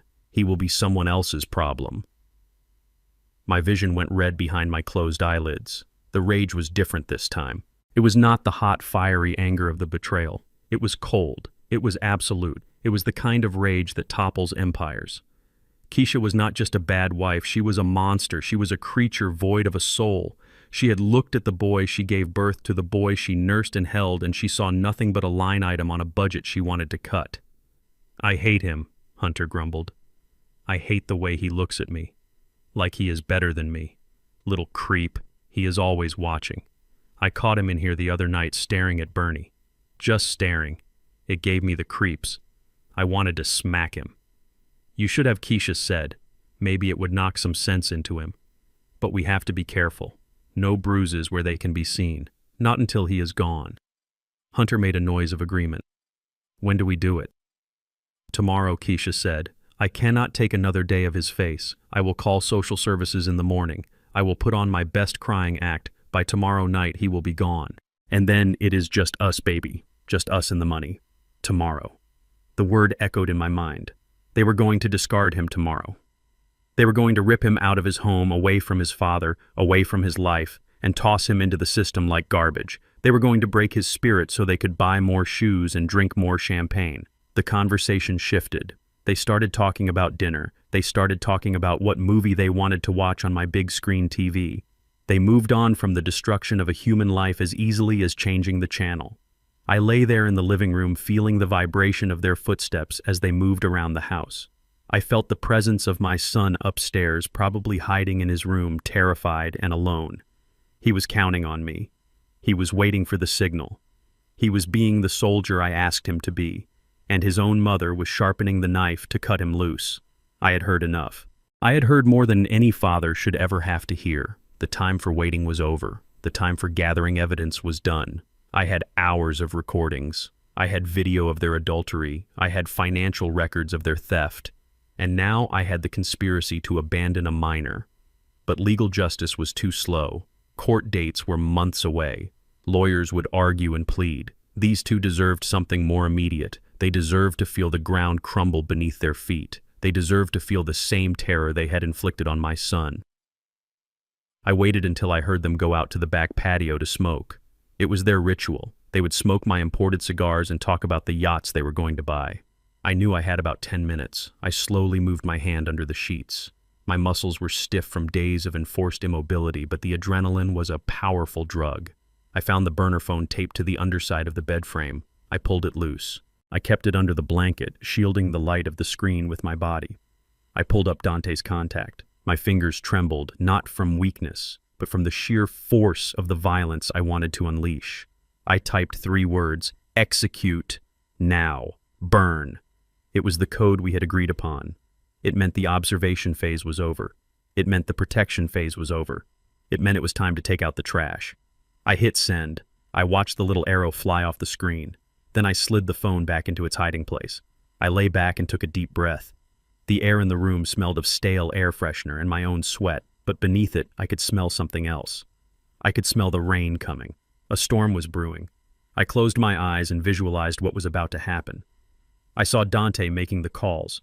I saw the bank managers hitting the final kill switches. I saw the repossession orders being printed.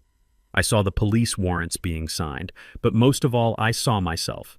I saw the old mechanic standing up. I saw the invalid rising from his deathbed. I saw the look on Hunter's face when he realized that the man he had spit on was not only alive, but standing right behind him. I thought about Leo upstairs. I sent a silent message to him. Hold on, son. Just one more night. Dad is coming, and I am bringing hell with me. The back door opened. They came back in laughing about something. The smoke of the cigars clung to their clothes. They walked past my bed without even glancing at me. I was furniture to them. I was a solved problem. Enjoy it, I thought. Laugh while you can. Because tomorrow the laughter dies. Tomorrow you find out that you didn't just try to kill an old man. You tried to kill a Jefferson. And we do not die easy. I let my breathing even out. I let my face relax into the slack-jawed mask of the invalid. But inside I was coiling like a spring. I was ready. The water had risen high enough. The dam was about to break. And they were going to drown. The front door rattled on its hinges as someone pounded on it from the outside. I lay in my hospital bed in the center of the living room listening to the chaos unfold. Keisha was shouting. She was trying to hold the door shut, trying to keep the world out. But the person on the other side was desperate. It was Tasha. My daughter had come. She had come with the check I gave her, or maybe she had come just to see her dying father. Either way, she was not taking no for an answer. "Go away, Tasha," Keisha screamed through the wood. "He is sleeping. You cannot see him right now. The doctor said no visitors." "Liar," Tasha yelled back. Her voice was shrill with panic. "I can hear Leo. Why is my little brother crying, Keisha? Open this door or I swear to God I will drive my car through it." There was a crash. Tasha had thrown her weight against the door, or maybe she had kicked it. The lock gave way with a splintering crack. The door flew open, hitting Keisha and sending her stumbling back into the hallway wall. Tasha stormed in. She looked frantic. Her hair was wild, her eyes were wide, and she was breathing hard. She stopped dead in her tracks when she saw the living room. It was not the sterile, peaceful hospital environment Keisha had described over the phone. It was a wreckage. Furniture was overturned. Empty takeout boxes and wine bottles littered the floor. The air smelled of stale alcohol, unwashed bodies, and the chemical stench of the air freshener they used to mask my own waste. And there, in the middle of it all, was me. Her father, the man she thought was a titan of industry, now reduced to a skeleton in a dirty gown hooked up to machines that beeped in the gloom. I saw her face crumble. She put a hand over her mouth to stifle a gag. The reality of my situation hit her like a physical blow. She saw the bruises on my arms where they had roughly inserted the IVs. She saw the dryness of my cracked lips. She saw the neglect. "Oh my God," she whispered. She walked toward me, her step shaky. "Daddy, what have they done to you?" Before she could reach me, a shadow detached itself from the kitchen doorway. Hunter. He was swaying slightly, a bottle of my expensive bourbon dangling from his hand. He was wearing my robe and it hung open, revealing his chest. He looked like a king of a ruined castle. "Well, well," he slurred. "The prodigal daughter returns. Did you bring the money, babe? Did you bring the check from the old man's secret stash?" Tasha turned to look at him. For the first time in her life, she did not look at him with adoration. She looked at him with confusion that was rapidly hardening into horror. "Hunter," she said, "why is the house like this? Why does Dad look like he is dying of thirst? You said you were taking care of him. You said he was comfortable." "He is fine," Hunter spat, taking a swig from the bottle. "He is a vegetable, Tasha. He does not feel anything. He does not know where he is. Who cares if the sheets are dirty? Who cares if he has not had water in a few hours? He is just a bag of meat waiting to expire. Now give me the check." Tasha took a step back. She clutched her purse to her chest. "No," she said. Her voice was quiet but firm. "No, you are lying. You have been lying about everything." Dad was right. Hunter's face darkened. He took a step toward her. "What did you say? What did the old man tell you?" "He told me to be careful," Tasha said. She looked at Keisha, who was rubbing her bruised shoulder by the door. "He told me you were after the money. I did not believe him. I defended you, Hunter. I told him you loved us. But look at you. Look at this place. You are monsters." From upstairs, a high-pitched scream cut through the tension. It was Leo. "Let me go. I want my dad." The sound tore through me. My son was up there, probably locked in his room, terrified out of his mind. Tasha's head snapped up, napped. "Leo," she shouted. She turned to run toward the stairs, but Hunter moved fast. He lunged forward and grabbed her by the arm. He yanked her back so hard she spun around and fell to her knees. "You are not going anywhere," he growled. "Not until I get that money. Give me the purse, Tasha. Get off me," she screamed, kicking at him. She scrambled backward, trying to get away from the man she had married, the man she thought was her partner. Hunter laughed. It was an ugly sound devoid of any humanity. "You are pathetic, Tasha. You always were. Do you think I married you for your looks? Do you think I married you for your personality? You are boring. You are weak. I married you because your father is rich. I married you because I thought the old man would kick the bucket and leave us the empire, but he just keeps hanging on." He reached down and grabbed her hair, pulling her head back. Tasha cried out, tears streaming down her face. She looked at me, her eyes pleading. "Daddy," she whimpered. "Help me." I lay there, my muscles twitching with the effort to stay still. The rage was building inside me, pressure mounting like steam in a boiler. But I had to wait. I had to let him show her everything. Hunter raised his hand. The sound of the slap was loud in the quiet room. It echoed off the walls. Tasha fell sideways, holding her cheek. She stared at him in shock. He had never hit her before. The verbal abuse, the gaslighting, sure. But this was physical. This was the line. "Give me the check," he roared, "or I will give you something to really cry about." Suddenly, a small figure came flying down the stairs. Leo. He must have picked the lock or climbed out a window. He was a blur of motion. He held a plastic lightsaber toy in his hand. He rushed at Hunter, swinging the toy with all his might. "Leave her alone," he screamed. "You bad man! Leave my sister alone!" The plastic toy hit Hunter in the thigh. It probably did not hurt, but it surprised him. He let go of Tasha and turned on Leo. "You little rat," he snarled. He grabbed the toy from Leo's hand and snapped it in half. Then he grabbed Leo by the front of his shirt and lifted him off the ground. Leo kicked and flailed his small fists, hitting Hunter's chest. "Put me down." "My dad is going to kill you." Hunter shook him like a rag doll. "Your dad is dead, kid. He is right there and he cannot do a thing to save you. He is useless. Just like you." He raised his hand again, fist clenched, ready to strike a child. Ready to strike my son. That was it. The dam broke. The boiler exploded. The plan did not matter anymore. The evidence did not matter. Nothing mattered except the blood pounding in my ears and the red haze covering my vision. I triggered the release on the restraint straps hidden under the sheets. I had loosened them hours ago, working them free while they slept. I gripped the side rails of the hospital bed. My knuckles turned white. Hunter's fist was in the air. Tasha was screaming on the floor. Keisha was watching with a look of bored detachment. I sat up. It was not a struggle. It was not a weak invalid trying to rise. It was a resurrection. I surged upward, the sheets falling away from my chest. I ripped the IV needle out of my arm. Blood sprayed a crimson arc across the white linen. I did not feel it. I felt nothing but power. The movement caught Hunter's eye. He froze, his fist still raised. He looked over his shoulder. His eyes bulged. His mouth dropped open. He looked like he was seeing a corpse climb out of a grave. Keisha screamed, a short, sharp sound of pure terror. I swung my legs over the side of the bed. My bare feet hit the floor. I stood up. I straightened my back, unfolding to my full height of 6 feet 2 inches.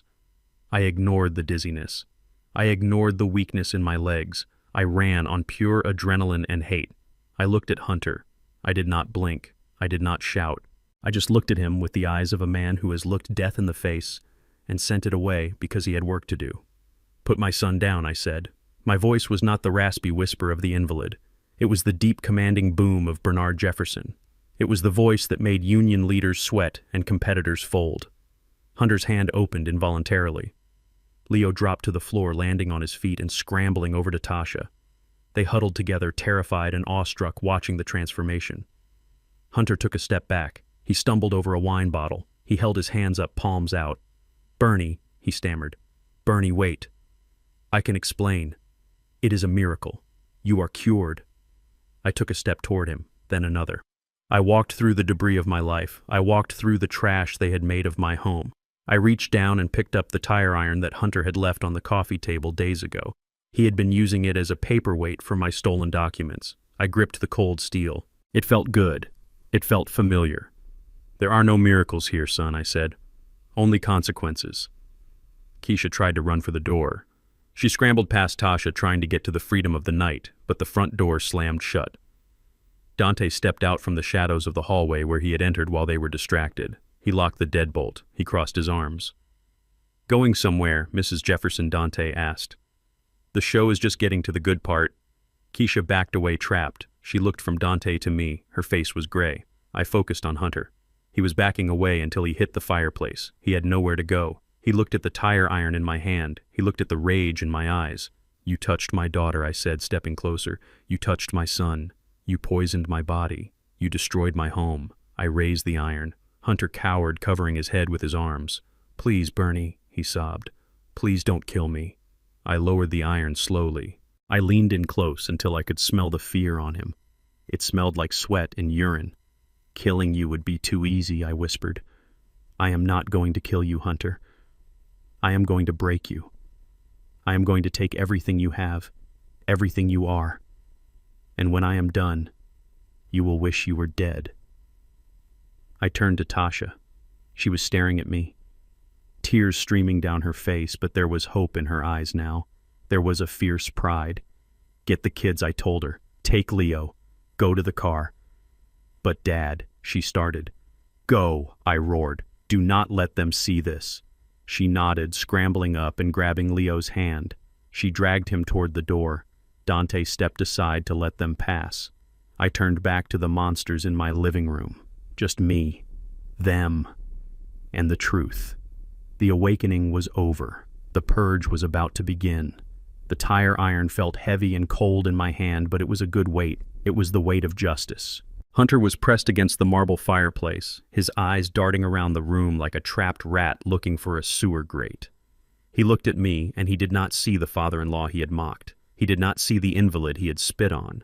He saw a man who had crawled back from the edge of the grave specifically to put him in it. "You are dead," he whispered, his voice trembling so hard the words barely came out. "We killed you. I saw you drink it. I saw the doctor sign the papers. You are supposed to be dead, old man." I took a step closer.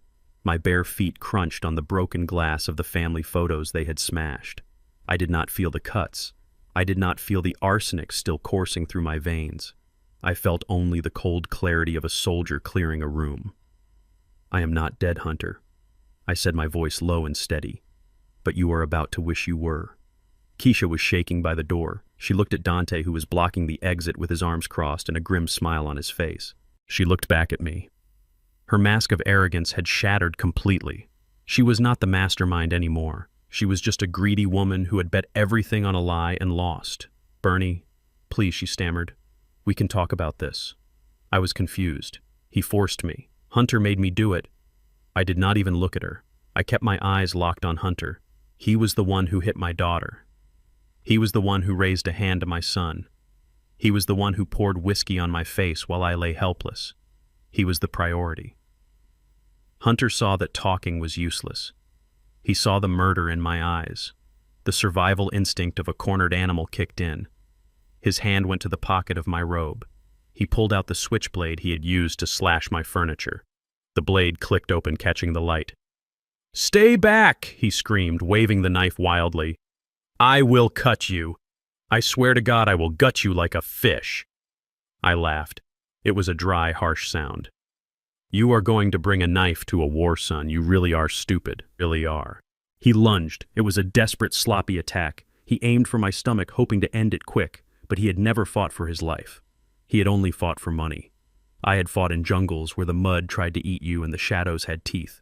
I did not need to be young. I just needed to be smarter. I sidestepped his thrust.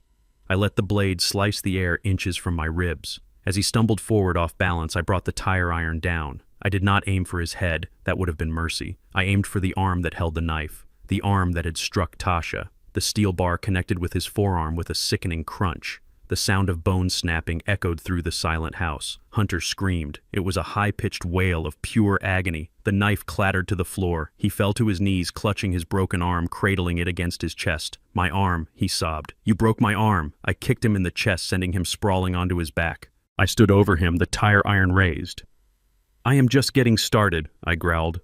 Keisha screamed and ran at me. She picked up a heavy glass vase from the side table and swung it at my head. I saw the movement in my peripheral vision. I did not turn. I simply swung my left arm back, catching her in the throat with a clothesline strike. It was not enough to crush her windpipe, but it was enough to stop her cold. She dropped the vase. It shattered on the floor. She fell back, gasping for air, clutching her throat, her eyes bulging.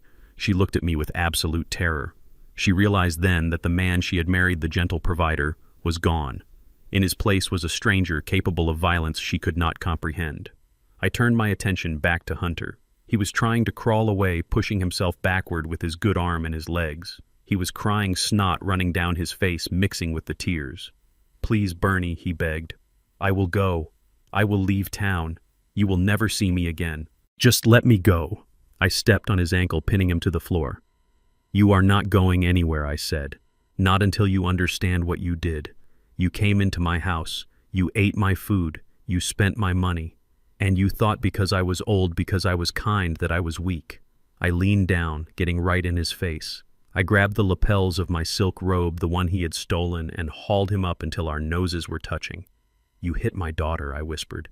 "You threatened my son. That is a debt you can only pay in blood." I threw him back down. I raised the tire iron again. He curled into a ball, protecting his head, waiting for the blow that would kill him. I looked at the steel bar. I looked at the shivering, broken man beneath me. It would be so easy. One swing, one moment of release. But then I thought of Leo waiting in the car. I thought of Tasha. If I killed him, I would go to prison. I would leave them alone again. And he was not worth it.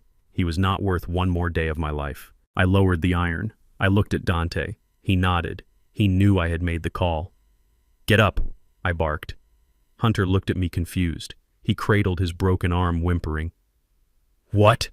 Get up," I roared, "before I change my mind." He scrambled to his feet, leaning against the wall for support. Keisha dragged herself up, still wheezing, holding her throat. They stood together, a pathetic pair of broken villains. "Take it off," I said, pointing at the robe Hunter was wearing. He blinked. "What?" "Take off my robe," I said. "Take off my watch. Take off the shoes you bought with my credit card. Take it all off." He hesitated. I raised the tire iron. He flinched and started stripping. He struggled with the robe using only one hand. He kicked off the shoes. He fumbled with the watch clasp, crying out in pain as his broken arm moved. "You too, Keisha," I said, turning to her. "The dress, the jewelry, the earrings, the ring Hunter bought you with my money. Take it off." "But Bernie," she raspy, "I will be naked." "I do not care," I said. "Those are my things. You bought them with stolen money. You leave this house exactly how you came into it. With nothing." She cried as she unzipped the dress. She cried as she took off the diamond earrings. She cried as she pulled the ring from her finger and threw it on the floor. They stood in my living room in their underwear, shivering, shamed, exposed. The luxury they had killed for was a pile of fabric on the floor. Dante opened the front door. The night air blew in. It was freezing cold. A winter chill that cut to the bone. "Out," I said. They looked at the open door. They looked at the darkness outside. "Bernie, please," Hunter said, his teeth chattering. "It is freezing. We have no money. We have no phones. Where will we go?" "I do not care," I said. "Go to hell. Go to the gutter. Just get out of my house." I advanced on them, swinging the iron. They ran. They stumbled out the door onto the porch and down the steps. Their bare feet hit the cold pavement. I followed them out. I stood on my porch, the king of my castle once again. I watched them running down the street, huddled together against the wind. The neighbors were watching. Mrs. Mabel was peering through her curtains. The man across the street had come out to walk his dog. They saw everything. They saw the golden couple running half naked and broken into the night. I watched until they disappeared around the corner. Then I looked down at the pile of clothes and jewelry on my porch. I kicked it aside. I took a deep breath of the cold air. It tasted clean. It tasted like victory. The poison was still in my blood, but the rot was gone from my house. I turned back to Dante. He was smiling. "Nice work, Bernie," he said. "We are not done yet," I said. I walked back inside. The house was a mess. It was destroyed, but it was mine. I went to the window. I saw Tasha's car parked down the street. I saw her face pressed against the glass. I waved. She opened the door and got out. Leo jumped out behind her. They ran to me. I met them on the lawn. I dropped the tire iron in the grass. Tasha hugged me so hard I thought my ribs would crack. She was crying, but this time they were tears of relief. "Is it over?" she asked. "Is he gone?"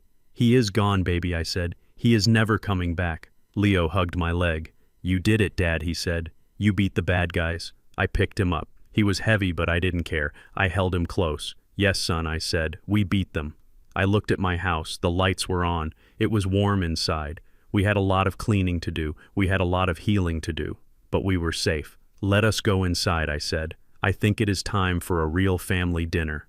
We walked back into the house and I closed the door, locking out the cold and the darkness forever. The purge was complete. Now it was time to rebuild. The lights of the Jefferson Foundation Gala were blindingly bright. It had been 7 days since the night of the purge. 7 days since I threw the trash out of my house. Tonight I was not Bernie the mechanic. I was Bernard Jefferson, the founder of the city's largest logistics empire. I wore a tuxedo that cost more than Hunter's car used to be worth. I stood on the balcony overlooking the grand ballroom of the hotel I owned. Below me, 500 of the city's elite were drinking champagne and donating millions to my children's charity. The mayor was there. The police commissioner was there. The press was there in full force. Tasha stood beside me. She looked beautiful in a dark blue gown. She was not the scared mouse she had been a week ago. She stood tall. Her eyes were clear. Leo was with the nanny in the VIP suite upstairs, safe and sound. We were rebuilding. We were strong. But we knew the rats were not done yet. Dante had warned me. He told me that desperation makes people stupid. He told me that Hunter and Keisha were cornered animals. They had no money, no home, no allies.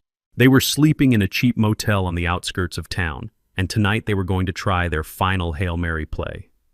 I saw the commotion at the main entrance before I heard it. The security guards I hired were big men, but they had orders. If the rats show up, let them in. Let them hang themselves. The heavy oak doors swung open. A hush fell over the room. The string quartet stopped playing. Keisha and Hunter walked in. They looked like ghosts of their former selves. Keisha's hair was unkempt, pulled back in a messy bun. She wore a dress that looked stained and wrinkled, probably the only one she had left. Her face was gaunt, her makeup applied with a shaking hand. Hunter looked worse. His arm was in a sling that cast dirty gray. His face was bruised from where I had kicked him. He wore a suit that was 2 sizes too big, clearly bought from a thrift store. He looked erratic. He looked dangerous, but not in the way he wanted to be. They marched toward the stage. The crowd parted like the Red Sea. Whispers rippled through the room. Who are they? Is that his wife? What happened to them? They reached the platform where the podium stood. Hunter grabbed the microphone. It screeched with feedback, causing the crowd to wince. "Listen to me," Hunter screamed, his voice cracking. He pointed a shaking finger up at the balcony where I stood. "That man is a fraud. Bernard Jefferson is a monster. He beat us. He threw us out on the street.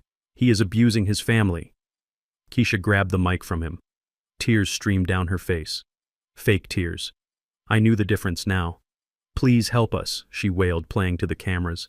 "He is mentally unstable. He attacked my husband. He kicked his own grandson out of the house. We have nothing. He stole everything from us. We just want justice. We want the world to know the truth about the great Bernard Jefferson." The press cameras flashed blindingly. Reporters shouted questions. "Is this true, Mr. Jefferson? Did you assault them? Why are they destitute?" The murmurs in the room grew louder. Doubt began to creep into the eyes of my donors. It was a good performance. It was their best yet. They were banking on my silence. They were banking on my privacy. They thought I would pay them millions just to make them go away and save my reputation. I gripped the railing of the balcony. I looked down at them. They looked up at me with defiant sneers. They thought they had trapped me. They thought the court of public opinion would save them. I signaled the sound technician. Cut the mic. The sound system died. Hunter was shouting, but his voice was swallowed by the vast room. I walked down the grand staircase. Tasha walked beside me, her head held high. We moved slowly, deliberately. The crowd turned to watch us. I walked right up to the stage. I stood 5 feet from them. I did not look angry. I looked disappointed. "You want the truth?" I said, my voice booming without a microphone projecting to the back of the room. "You want these good people to know who I really am, and who you really are." "Yes," Keisha hissed. Tell them how you broke Hunter's arm. Tell them how you left us to freeze." I turned to the crowd. "Ladies and gentlemen, I apologize for the interruption. My wife and my son-in-law seem to have forgotten why we are here. They say I am a monster. They say I am a fraud. They say they are victims." I motioned to Dante, who was standing in the control booth high above the floor. "Light it up, Dante." The massive screen behind the stage flickered to life. It was 500 inches of high-definition reality. The room went dark. The only light came from the giant projection. The first image appeared. It was grainy black and white footage from a night vision camera. It showed my living room. It showed a hospital bed. It showed me lying helpless, hooked up to machines. And it showed Hunter and Keisha. The video played. The audio was crystal clear, amplified by the concert speakers. "Look at him."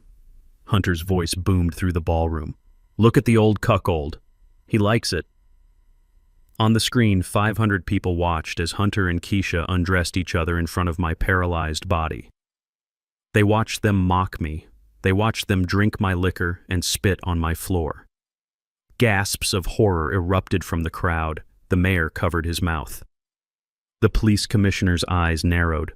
Hunter froze on stage. He looked up at the screen, seeing his own sins magnified to the size of a billboard. "No," he whispered. "That is fake. That is AI." But the video changed. Now it was audio. A black screen with a waveform moving. It was the recording from the bathroom, the one Leo had heard. "Tonight is the last night for the old man," Keisha's voice echoed through the hall. "The medicine has soaked in enough. His heart will just stop." Keisha let out a strangled cry. She lunged for the screen as if she could tear it down with her bare hands. But she stopped when the next image appeared. It was a medical document. A toxicology report. The words were highlighted in red. "Patient Bernard Jefferson. Toxin arsenic. Level lethal." The crowd went silent, a heavy, suffocating silence. This was not a domestic dispute. This was attempted murder. The evidence was right there in black and white, stamped by Dr. Vance, who stepped forward from the crowd, nodding solemnly to confirm the authenticity. But I was not done. I had one more nail for the coffin. The screen changed again. This time, it was the kitchen recording. The conversation about Leo. "He is dead weight," Hunter's voice sneered. "We need to get rid of him. Send him to state care. No one will care. We tell them he is a liar." Keisha's voice replied, cold and unfeeling. "I am his mother. My word is law." The reaction was visceral. A collective groan of disgust rippled through the room. Mothers clutched their chests. Fathers clenched their fists. To steal money was one thing. To attempt murder was another. But to plot the abandonment of an innocent child, that was a sin that society would never forgive. I turned back to Hunter and Keisha. They were shrinking. They seemed to be physically getting smaller under the weight of the truth. They looked at the crowd and saw no sympathy. They saw only hatred. They saw 500 witnesses to their depravity. Hunter tried to speak. His mouth opened and closed like a fish on a dock. "It was taken out of context," he stammered. "We were stressed. We didn't mean it." I stepped onto the stage. I loomed over them. "You wanted a stage?" I said, my voice low and dangerous. "You wanted an audience. Well, you have one. Look at them, Hunter. Look at them, Keisha. These are the people you wanted to impress. These are the people whose money you wanted to spend." I pointed to the screen where the toxicology report still glowed red. "That is not context," I said. "That is poison. That is my blood." I pointed to the audio waveform. "That is not stress," I said. "That is my son. That is your flesh and blood, Keisha, and you were going to throw him away like trash." Keisha fell to her knees, not in prayer, but in defeat. She covered her face, trying to hide from the glare of the lights, trying to hide from the judgment of the city. "Bernie, please," she sobbed. "I am sick. I need help." It was the drugs. It was Hunter. I looked at her. I looked at the woman I had shared a bed with, the woman I had trusted, and I felt nothing. The love was gone. The hate was gone. There was only disgust, like looking at a cockroach. "You are sick," I agreed. "But there is no cure for what you have. You have no soul, Keisha. You are empty." I turned to the crowd. I spread my arms. "This is the truth," I announced. "This is the family that accuses me. I leave it to you to decide who the monster is." The applause started slowly. One person clapping, then another, then the whole room. They were not applauding me. They were applauding justice. They were cheering for the exposure of evil. The sound grew until it was a roar, a wall of noise that crashed down on the two figures cowering on the stage. Hunter looked for an exit. He looked at the side door. He looked at the back. But he saw faces. Angry faces. The faces of men who would not let him pass. He saw the faces of the security guards moving in. And then he saw something else. Near the back of the room, standing by the kitchen entrance, were 3 men. They were not wearing tuxedos. They were wearing leather jackets. They looked out of place. They looked hard. Hunter saw them, and his face went from pale to transparent. He recognized them. They were the bookies, the lenders he owed money to, the dangerous people the detective had warned me about. They were watching the screen. They were watching the man who claimed he had no money wearing a suit that didn't fit, begging for sympathy. Hunter knew. He knew that prison was now the safest place he could be. Because if those men got to him first, a broken arm would be the least of his worries. He turned to me. "Call the police," he begged. "Please, Bernie. Call the police right now. Arrest me." I smiled. A cold, hard smile. "The police are on their way, Hunter," I said. "But traffic is bad tonight. You might have to wait a few minutes." I stepped down from the stage and took Tasha's hand. We walked through the crowd. People patted me on the back. They shook my hand. They looked at me with respect. I was not the victim. I was the victor. Behind me, the security guards grabbed Hunter and Keisha. They dragged them toward the exit. Not the front exit, the back exit. The one that led to the alley. The one where the police cars were waiting. And maybe, just maybe, where 3 men in leather jackets were waiting too. I did not look back. I did not need to see them go. I had seen enough. The gala continued. The music started again. The champagne flowed. But the air was cleaner now. The poison had been purged. The truth had set me free. The heavy metal doors of the service exit slammed shut behind them, cutting off the warmth and the music of the gala. The alleyway was a stark contrast to the ballroom. It smelled of wet cardboard, dumpster juice, and exhaust fumes. The security guards did not differ in their treatment of the tuxedo-clad guests or the trash. They threw Hunter and Keisha onto the wet asphalt with a force that was professional, yet satisfying. Hunter scrambled to his knees. He was panting, his breath puffing out in white clouds in the freezing night air. He looked around wildly. His eyes were wide and frantic, like a deer caught in the headlights of a semi-truck. He saw the flashing blue and red lights bouncing off the brick walls before he saw the cars. The alley was blocked at both ends. 4 police cruisers were parked at angles, their light bars spinning silently. Detective Miller stepped out of the lead car. He looked tired. He looked like a man who had seen too much evil in his career, but was happy to finally catch some of it. He walked toward Hunter, his hand resting casually on his belt near his service weapon. Behind him, 4 uniformed officers fanned out their hands ready. Hunter tried to stand up. He tried to fix his oversized suit jacket to regain some shred of dignity. "Officer," he stammered, holding up his good hand while the broken one in the dirty sling hung uselessly at his side. "Thank God you are here. These men assaulted me. My father-in-law has gone crazy. He has a weapon. You need to go inside and arrest him." Miller did not stop walking until he was 2 feet from Hunter. He looked down at the younger man with a mixture of pity and disgust. He pulled a folded piece of paper from his pocket. "Hunter Vance," he said, his voice flat and bored. "You are under arrest." Hunter blinked. "What? No. You are making a mistake. I am the victim here." Miller ignored him. He began to read from the paper. "You are charged with 2 counts of attempted first-degree murder, 1 count of conspiracy to commit murder, aggravated assault on a minor, domestic battery, 20 counts of wire fraud, identity theft, and forgery of legal documents." The list went on and on. Each charge was a hammer blow driving Hunter further into the ground. Attempted murder for the poison, assault for hitting Tasha, child endangerment for threatening Leo, fraud for the stolen money. It was a laundry list of a life lived without a moral compass. Hunter began to back away. "No," he whispered. "That is all lies. The old man set me up. He is senile. He does not know what he is saying." Miller nodded to the officers. "Take him." 2 officers moved in. They grabbed Hunter by the shoulders. He screamed. He kicked out, catching one officer in the shin. It was a mistake. They slammed him against the hood of the cruiser. They did not seem particularly careful about his broken arm. Hunter howled in pain as they wrenched his hands behind his back. The click of the handcuffs was loud and final. "My arm," Hunter shrieked. "Watch my arm, you animals." "You should have thought about that before you poisoned an old man," Miller said. He leaned in close to Hunter's face. "By the way we found the guy who sold you the arsenic, he rolled on you faster than a cheap tire. He gave us the texts. He gave us the receipts. You are done, son." They dragged Hunter toward the back seat of the cruiser. He was sobbing now, begging for a lawyer, begging for mercy, begging for Keisha to say something to save him. But Keisha just stood there, pressed against the cold brick wall, shivering in her thin dress, watching the man she had destroyed her life for get hauled away like garbage. I watched from the loading dock door. I stood in the shadows, unseen by them. Tasha was behind me, holding my arm. She wanted to look away, but she forced herself to watch. She needed to see this.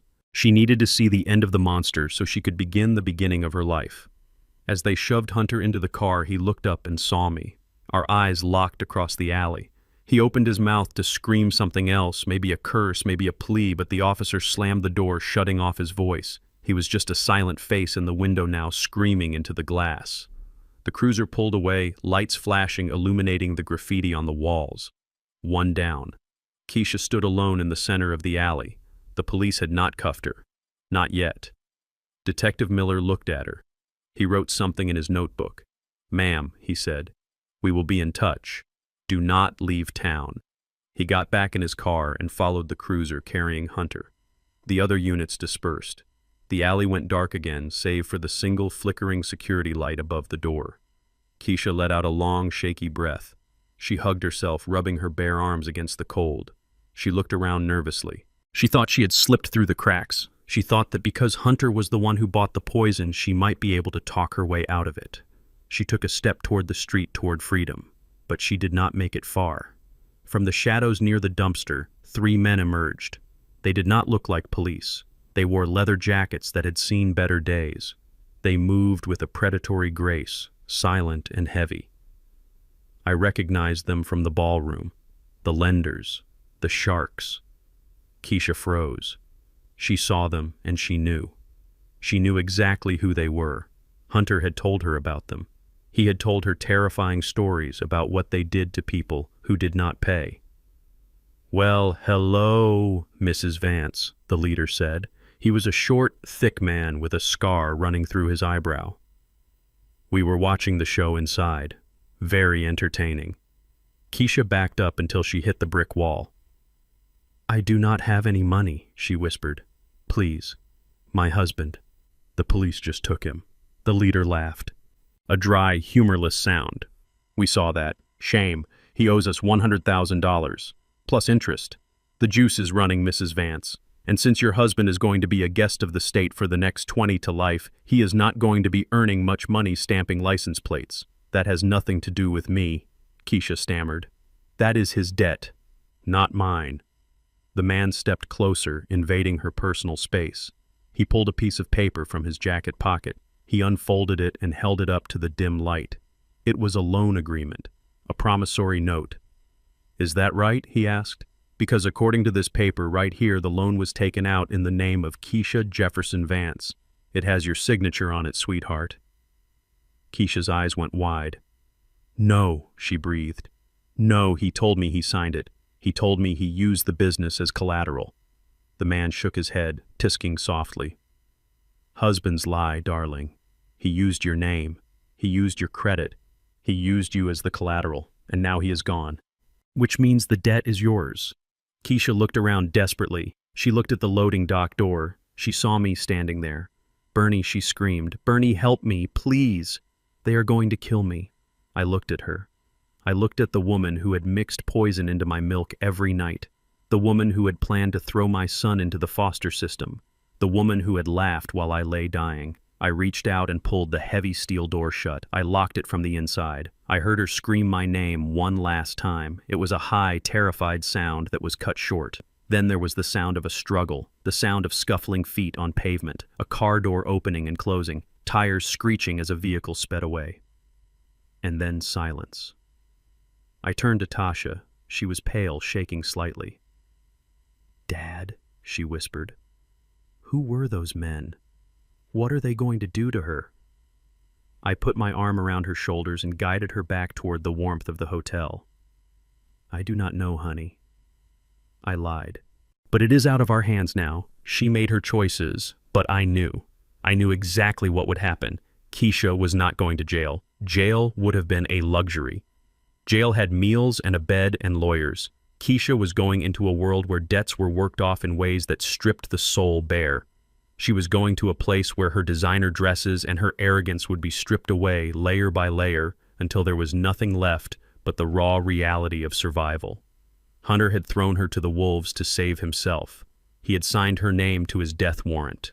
It was a poetic justice that no court of law could ever hand down. We walked back into the kitchen of the hotel. The staff was cleaning up the gala. The clinking of glasses and the hum of conversation felt like a different world from the cold alley we had just left. Leo was waiting for us in the VIP suite. He was asleep on the sofa, clutching a stuffed bear I had bought him from the gift shop.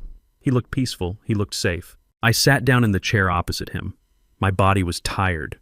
The adrenaline was fading, leaving behind the deep bone weariness of a man who had fought a war and won.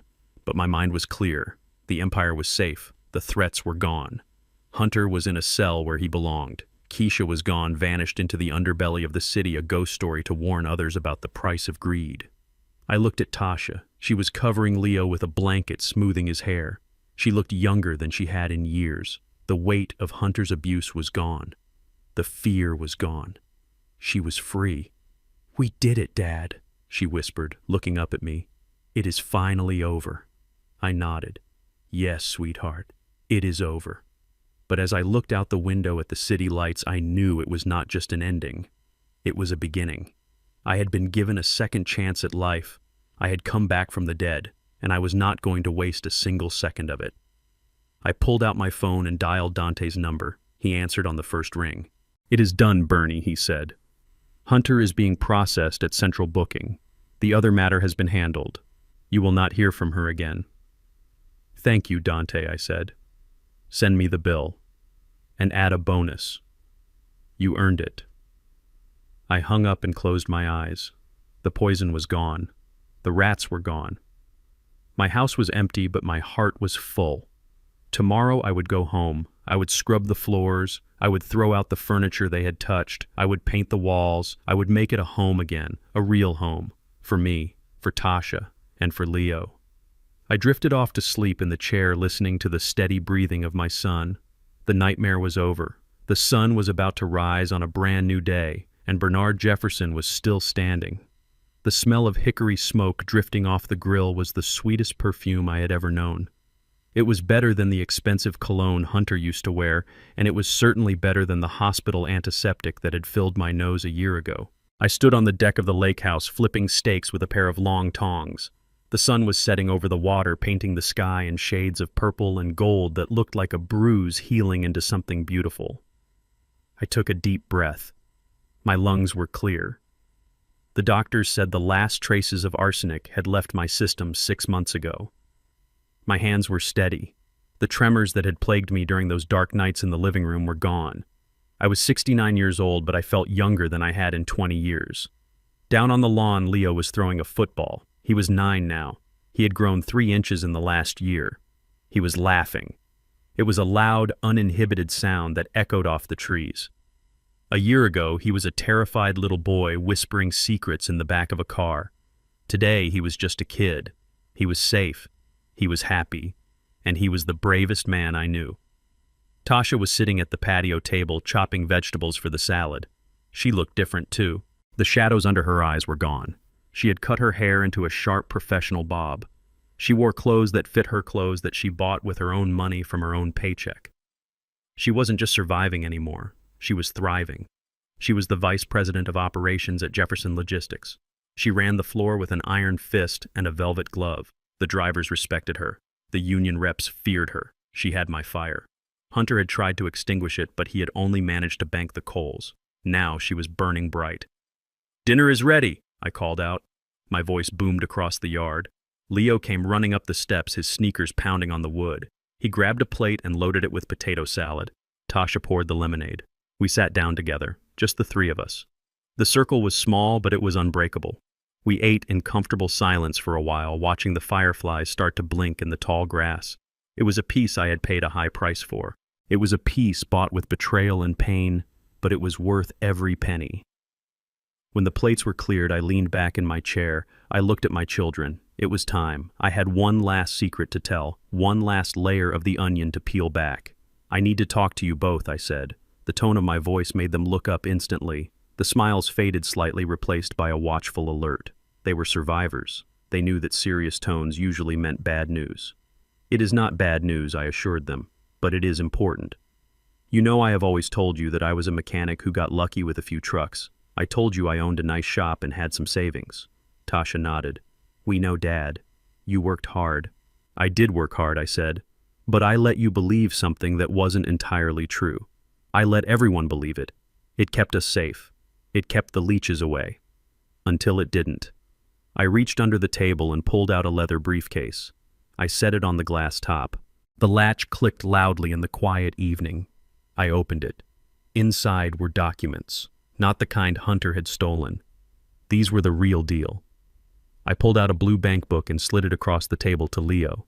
He looked at it confused. "Open it, son," I said. He opened the book. He stared at the numbers. He counted the zeros. His mouth dropped open. "Dad," Tasha said, leaning over to look. "What is this? $5 million? "That is your reward, Leo," I said. "You saved my life. You were the only one who saw the truth when everyone else was blind. You were my eyes when I couldn't see. You were my voice when I couldn't speak. That money is yours. It is in a trust. It will pay for your college. It will pay for your first house. It will pay for whatever dream you want to chase." Leo looked up at me. His eyes were wet. "I did not do it for money, Dad. I did it because you are my dad. I know I said my throat tight. I know, son, and that is exactly why you deserve it. Because you are the only person in my life who never asked for a dime. I turned to Tasha. I pulled a thick stack of legal papers from the briefcase. And this is for you, I said. She took the papers. She read the cover page. Jefferson Logistics. Transfer of ownership. CEO appointment. Dad, she whispered. You are giving me the company. I am not giving it to you, I said firmly. You earned it. I watched you this past year, Tasha. You have the instinct. You have the grit. I built that company from a single van to a fleet of 1,000 trucks. But I am tired. I want to fish. I want to fix up old cars for fun, not for profit. I want to watch my grandson grow up. The empire needs a new emperor, and that is you. She stood up and came around the table. She hugged me, burying her face in my neck. I will not let you down, she promised. You could not let me down if you tried, I said. You survived a monster. A boardroom will be a walk in the park for you. We sat there for a long time as the stars came out. We talked about the future. We talked about expanding the fleet to the West Coast. We talked about Leo's baseball tryouts. We talked about everything except the past. But the past was there like a scar that aches when it rains. I knew they were wondering. I knew they wanted to know. Hunter pleaded guilty, I said quietly, answering the unspoken question. He took a deal. 20 years. He will be an old man when he gets out. If he gets out. Tasha nodded. She did not look sad. She looked relieved. And Keisha, she asked. I took a sip of my iced tea. Keisha is gone, I said. The police never found her. But Dante did. I did not tell them the details. They did not need to know. They did not need to know that Keisha was currently washing dishes in a dive bar 3 states away, living under a fake name, looking over her shoulder every 5 seconds because the sharks were still circling. She was living in a prison of her own making. A prison of fear. It was a far worse punishment than a cell. She is not our problem anymore, I said. She is a ghost. And we do not believe in ghosts. I stood up and walked to the edge of the deck. I looked out at the dark water. The moon was rising, a giant silver coin in the sky. I thought about the man I was a year ago, a man who thought love was a warm glass of milk and a kiss on the cheek. I was a fool. But I was a lucky fool. I had been given a second chance. I turned back to my family. My real family. You know, I said, leaning against the railing. People say you cannot choose your family. They say blood is thicker than water. They are wrong. I looked at Leo clutching his bank book, not because of the money, but because his father gave it to him. I looked at Tasha reading the contracts, ready to take on the world. Family is not about whose DNA you share, I said. Family is not about who sits at your table at Thanksgiving. Family is about who stands beside you when the house is on fire. Family is the people who hand you the weapon when you are cornered. Family is the people who protect you when you close your eyes to sleep. I raised my glass. To us. To the survivors. Tasha and Leo raised their glasses. To us, they said in unison. We drank. The lemonade was sweet and cold. The night was quiet. The war was over. If you enjoyed this story and you believe in justice, please hit the like button and subscribe to the channel. Share this with someone who needs to be reminded that even when you are down, you are never out. I am Bernard Jefferson. I am a mechanic. I am a father. I am a survivor. And I am finally home. Looking back at the wreckage of my old life, I learned that the sharpest knives often come from the hands of those who hold you closest. For 40 years, I thought I could build a fortress of money and security to keep the wolves at bay, but I invited them in for dinner. True wealth isn't measured in bank accounts or business empires. It is measured in the loyalty of the people who stand beside you when the house is on fire. I learned that you are never too old to fight back, never too broken to heal, and that sometimes you have to let the dead wood burn to let the new forest grow. Trust your instincts, protect your peace, and never apologize for doing what is necessary to survive. If you believe that justice is worth fighting for, hit that like button and subscribe to the channel for more stories about standing tall when the world tries to knock you down.